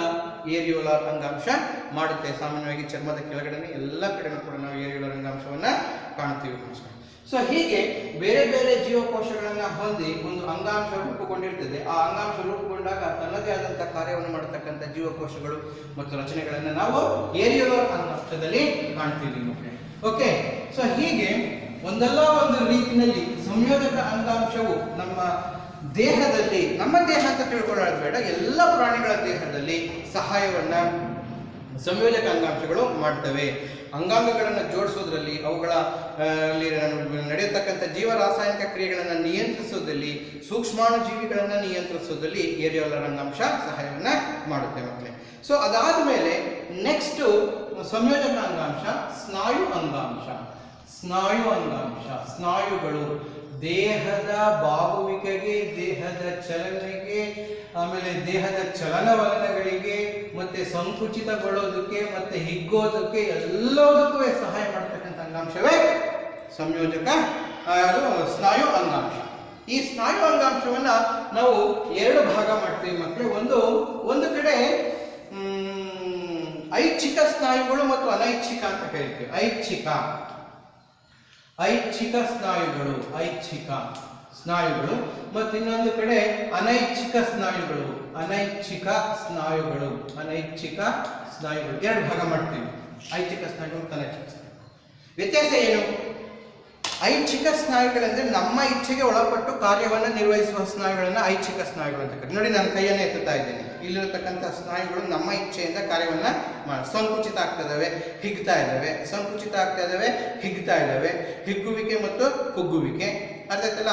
ಸೊ ಇದು ನಮ್ಮ ಇಚ್ಛೆಗೆ ಒಳಪಟ್ಟಿರ್ತಕ್ಕಂಥದ್ದು. ಕಾಲಿನ ಸ್ನಾಯುಗಳಾಗಿರ್ಬೋದು, ಕೈಯಿನ ಸ್ನಾಯುಗಿರ್ಬೋದು, ಮತ್ತು ದೇಹದ ಹೊರಭಾಗದಲ್ಲಿ ಎದೆ ಭಾಗದ, ಬೆನ್ನಿನ ಭಾಗದ, ಕತ್ತಿನ ಭಾಗದ ಸ್ನಾಯುಗಳು ಅವೆಲ್ಲವೂ ಕೂಡ ಐಚ್ಛಿಕ ಸ್ನಾಯುಗಳು. ಆದರೆ ಅನೈಚ್ಛಿಕ ಸ್ನಾಯುಗಳಂದ್ರೆ ನಮ್ಮ ಇಚ್ಛೆಗೆ ಒಳಪಡದ. ಯಾವ್ದಿರ್ಬೋದು ನೋಡಿ, ಹೃದಯ ನಮ್ಮನ್ನ ಕೇಳ್ಕೊಂಡು ಏನಾದರೂ ಬಡಿಯೋದನ್ನು ಶುರು ಮಾಡುತ್ತಾ? ಇಲ್ಲ. ನಾವು ಹುಟ್ಟಿದಾಗಿನಿಂದ ಹಿಡಿದು ಸಾಯುವವರೆಗೂ ಹೃದಯ ಬಡಿತಾನೆ ಇರ್ತದೆ, ಹೌದಲ್ಲ? ಸೊ ಹಾಗಾಗಿ ಹೃದಯದಲ್ಲಿರತಕ್ಕಂಥ ಸ್ನಾಯುಗಳನ್ನು ನಾವು ಅನೈಚ್ಛಿಕ ಸ್ನಾಯುಗಳು, ಶ್ವಾಸಕೋಶದಲ್ಲಿರತಕ್ಕಂಥ ಸ್ನಾಯುಗಳನ್ನ ನಾವು ಅನೈಚ್ಛಿಕ ಸ್ನಾಯುಗಳು, ಆಮೇಲೆ ಜಠರದಲ್ಲಿರತಕ್ಕಂಥ ಸ್ನಾಯುಗಳನ್ನ ಅನೈಚ್ಛಿಕ ಸ್ನಾಯುಗಳು. ಒಳ ಅಂಗಾಂಗಗಳೇನಿದೆ ಅಲ್ಲೆಲ್ಲವೂ ಕೂಡ ಒಳ ಅಂಗಗಳು ಅಂತ ಕರಿತೀವಿ. ಒಳ ಅಂಗಗಳಲ್ಲಿ ನಾವು ಹೆಚ್ಚಾಗಿ ಅನೈಚ್ಛಿಕ ಸ್ನಾಯುಗಳನ್ನ ಕಾಣ್ತೀವಿ. ಹೊರ ಅಂಗಗಳೇನಿದೆ ಆ ಹೊರ ಅಂಗಗಳೇನಿದೆ ಅವುಗಳನ್ನು ನಾವು ಐಚ್ಛಿಕ ಸ್ನಾಯುಗಳಾಗಿ ವಿಂಗಡಣೆಯನ್ನ ಮಾಡ್ತೀವಿ. ಅದೊಂದು ಕಡೆ ವಿಂಗಡಣೆ ಈ ರೀತಿ ಮಾಡ್ತೀವಿ. ನಮ್ಮ ಇಚ್ಛೆಗೆ ಒಳಪಟ್ಟು ಕಾರ್ಯನಿರ್ವಹಿಸುವ ಸ್ನಾಯುಗಳನ್ನು ಐಚ್ಛಿಕ ಸ್ನಾಯುಗಳೆಂದು, ನಮ್ಮ ಇಚ್ಛೆ ಇಲ್ಲದೆ ತನ್ನಷ್ಟಕ್ಕೆ ತಾವೇ ಕಾರ್ಯವನ್ನು ನಿರ್ವಹಿಸುವ ಸ್ನಾಯುಗಳನ್ನು ಅನೈಚ್ಛಿಕ ಸ್ನಾಯುಗಳೆಂದು ನಾವು ಭಾಗಗಳಾಗಿ ವಿಂಗಡಣೆ ಮಾಡ್ತೀವಿ ಮಕ್ಕಳೇ. ಓಕೆ, ಅದಾದ ಮೇಲೆ ಇನ್ನೊಂದು ರಚನೆಯ ಆಧಾರದ ಮೇಲೆ ನಾವು ಕಾರ್ಯವನ್ನು ನಿರ್ವಹಿಸಬೇಕಾದ್ರೆ ನಾವು 3 ಭಾಗಗಳಾಗಿ ವಿಂಗಡಣೆಯನ್ನ ಮಾಡ್ತೀವಿ. ಒಂದು ಪಟ್ಟೆ ರಹಿತ ಸ್ನಾಯುಗಳು. ಪಟ್ಟೆ ರಹಿತ ಸ್ನಾಯುಗಳು, ಯಾಕೆಂದ್ರೆ ಸ್ನಾಯುಗಳು ಏನಾಗಿರ್ತದೆ, ಎಳೆಯಾಕಾರದಲ್ಲಿರ್ತವೆ. ಹೆಚ್ಚಿಗೆ ಸ್ನಾಯು ಜೀವಕೋಶಗಳು ಉದ್ದವಾಗಿರ್ತದೆ. ಬರುತ್ತದೆ ಪಟ್ಟೆ ರಹಿತ ಸ್ನಾಯುಗಳು, ಪಟ್ಟೆ ಸಹಿತ ಸ್ನಾಯುಗಳು. ಇನ್ನೊಂದು ಅಂಶ ಹೃದಯದ ಸ್ನಾಯುಗಳು ಅಂತ ಮಾಡ್ತೀವಿ. ಅವುಗಳನ್ನ ಸಪರೇಟ್, ಹೃದಯದ ಸ್ನಾಯುಗಳು ಅಂತ ಭಾಗ ಮಾಡ್ತೀವಿ. ಹೃದಯದ ಸ್ನಾಯುಗಳು. ಸೊ ಹೀಗೆ ನಾವು ಭಾಗ ಮಾಡಿದಾಗ ಈ ಪಟ್ಟೆ ಸಹಿತ ಸ್ನಾಯುಗಳು ಏನಿದೆಯಲ್ಲ, ಇವು ಪಟ್ಟೆ ಸಹಿತ ಸ್ನಾಯುಗಳು ಅನೈಚ್ಛಿಕ ಸ್ನಾಯುಗಳಿಗೆ ಉದಾಹರಣೆ ಆಗ್ತವೆ. ಪಟ್ಟೆ ಸಹಿತ ಸ್ನಾಯುಗಳೇನಿದೆ ಅನೈಚ್ಛಿಕ ಸ್ನಾಯುಗಳು. ಅದ್ರ ಜೊತೆಗೆ ಕೆಲವು ಸಂದರ್ಭದಲ್ಲಿ ಪಟ್ಟೆ ರಹಿತ ಏನಿದೆಯಲ್ಲ, ಇವು ಕೂಡ ಏನಾಗಿರ್ತದೆ, ಕೆಲವು ಸಂದರ್ಭದಲ್ಲಿ ಹೃದಯದ ಸ್ನಾಯುಗಳು ಕೂಡ ಉದಾಹರಣೆಯನ್ನಾಗಿ ಬರ್ತದೆ. ಓಕೆ ಮಕ್ಕಳು, ಅಂದ್ರೆ 2 ರೀತಿಯ ಸ್ನಾಯುಗಳನ್ನು ಕೂಡ ನಾವು ಕಾಣ್ತೇವೆ. ಓಕೆ, ಈಗ ಪಟ್ಟೆ ರಹಿತ ಸ್ನಾಯುಗಳು ಏನಿದೆ, ಇವು ಕದಿರಿನ ಆಕಾರದಲ್ಲಿರ್ತವೆ. ಕದಿರಿನ ಆಕಾರದಲ್ಲಿ ಒಂದು ನ್ಯೂಕ್ಲಿಯಸ್ ಅನ್ನ ಹೊಂದಿರ್ತವೆ. ಓಕೆನಾ? ಆದ್ರೆ ಪಟ್ಟೆ ಸಹಿತ ಸ್ನಾಯುಗಳು ಹಾಗಲ್ಲ. ಸೊ ಈ ರೀತಿ ಪಟ್ಟೆಗಳಿರ್ತವೆ, ಅದನ್ನೇ ಪಟ್ಟೆಗಳು ಅಂತ ಕಾಣ್ತೀವಿ. ಹೀಗೆ ಈ ರೀತಿ ಪಟ್ಟೆ ಇರುತ್ತೆ. ಸೊ ಅಲ್ಲಲ್ಲೇ ನ್ಯೂಕ್ಲಿಯಸ್ಗಳನ್ನ ನಾವು ಕಾಣ್ತೀವಿ. ದೆನ್ ಹೃದಯದ ಸ್ನಾಯುಗಳು ಏನಿದೆಯಲ್ಲ, ಹೃದಯದ ಸ್ನಾಯುಗಳು ಇವು ಕೂಡ ಪಟ್ಟೆ ಸಹಿತವಾಗಿದ್ದರೂ ಕೂಡ ಕವಲುಗಳು ಒಡೆದಿರ್ತದೆ. ಈ ರೀತಿ ಇದ್ರೆ ಕವಲುಗಳನ್ನ ಒಡೆದಿರತಕ್ಕಂತಹ ಸ್ನಾಯುಗಳನ್ನ ನಾವು ಈ ರೀತಿ, ಮತ್ತೆ ಈ ರೀತಿ ಇಲ್ಲಿ ಕವಲುಗಳನ್ನು ನಾವು ಕಾಣ್ತಾ ಇದೀವಿ ಮಕ್ಕಳ. ಈ ರೀತಿ ನಾವು ಕವಲುಗಳನ್ನ ಕಾಣ್ತೀವಲ್ಲ, ಇದನ್ನ ನಾವು ಹೃದಯದ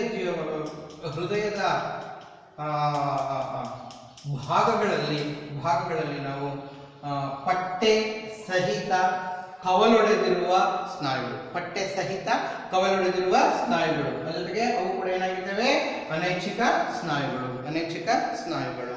ಸೊ ಹೀಗೆ ನಾವು ಪಠ್ಯರಹಿತ, ಪಠ್ಯ ಸಹಿತ ಮತ್ತು ಹೃದಯದ ಸ್ನಾಯುಗಳನ್ನು 3 ವಿಧಗಳಾಗಿ ನಾವು ವಿಂಗಡಣೆಯನ್ನು ಮಾಡ್ತೀವಿ. ಸೊ 3 ವಿಧಗಳಾಗಿ ವಿಂಗಡಣೆ ಮಾಡಿದಾಗ ನಮಗೆ ಈ ಪಠ್ಯ ಸಹಿತ ಸ್ನಾಯುಗಳು ಮತ್ತು ಹೃದಯದ ಸ್ನಾಯುಗಳನ್ನು ಹೃದಯಕ್ಕೆ ಮೀಸಲಾಗಿದೆ ಬಿಡಿ.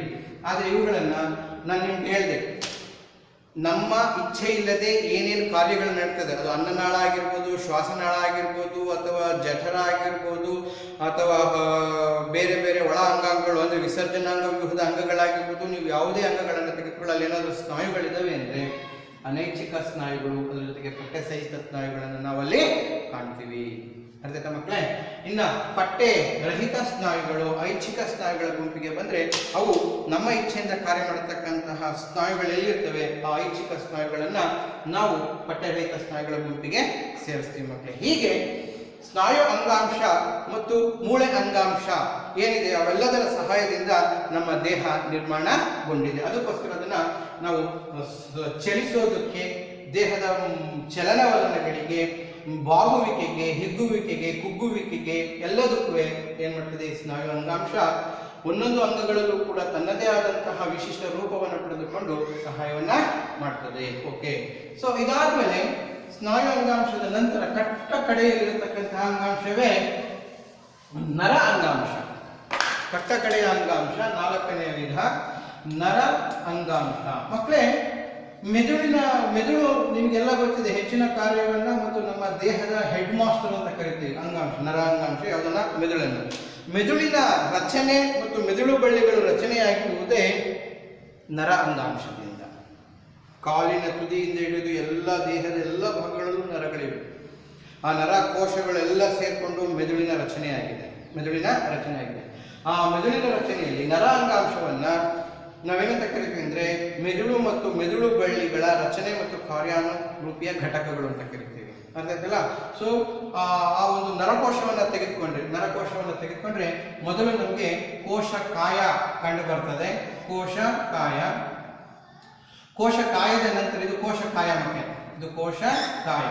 ಇವುಗಳನ್ನ ನಾವು ಡೆಂಡ್ರೈಟ್ಗಳು ಅಂತ ಕರಿತೀವಿ. ಒಂದೊಂದು ನರಕೋಶ ಏನು ಕೋಟಿಗಟ್ಟಲೆ ನಾವು ಲೆಕ್ಕ ಹಾಕಕ್ಕೆ ಆಗೋದಿಲ್ಲ, ಅಷ್ಟು ನರಕೋಶಗಳು ನಮ್ಮ ದೇಹದಾದ್ಯಂತ ಹರಡ್ಕೊಂಡಿರ್ತವೆ. ಇದಾದ್ಮೇಲೆ ನರಕೋಶದ ಉದ್ದನೆಯ ಭಾಗವನ್ನ ಆಕ್ಸಾನ್ ಅಂತ ಕರಿತೀವಿ.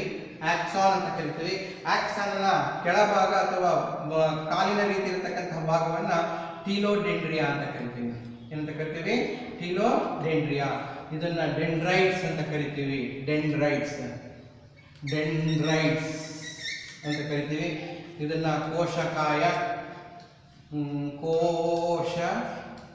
ಕೋಶಕಾಯದಲ್ಲಿ ಅದು ನ್ಯೂಕ್ಲಿಯಸ್ ಆಗಿರ್ತದೆ. ಕೋಶಕಾಯ ಮತ್ತು ನ್ಯೂಕ್ಲಿಯಸ್. ಇದನ್ನು ನಾವು ಆಕ್ಸಾನ್ ಎಂದು ಕರೆಯುತ್ತೇವೆ. ಇದನ್ನ ಟೀಲೋಡೆಂಡ್ರಿಯಾ, ಟೀಲೋ ಅಂದ್ರೆ ಟೈಲ್ ಎಂಡ್ ಅಂತ, ಟೀಲೋಡೆಂಡ್ರಿಯಾ ಅಂತ ಕರಿತೀವಿ. ಇದನ್ನ ರಕ್ಷಣೆಗಾಗಿ ಏನಾಗಿರ್ತದೆ, ಮಯಲಿನ್ ಹೊದಿಕೆ ಇರ್ತದೆ. ಈ ರೀತಿ ನಾನು ಮಾಡ್ತಾ ಇದ್ದೀನಲ್ಲ, ಇದನ್ನು ನಾವು ಮಯಲಿನ್ ಹೊದಿಕೆ ಅಂತ ಕರಿತೀವಿ. ಈ ಮಯಲಿನ್ ಹೊದಿಕೆಯು ಕೂಡ ಪ್ರತಿಯೊಂದು ಕೂಡ ಕೋಶೀಯ ಸ್ವರೂಪದಲ್ಲಿದ್ದು ನ್ಯೂಕ್ಲಿಯಸ್ ಅನ್ನ ಹೊಂದಿರುತ್ತವೆ.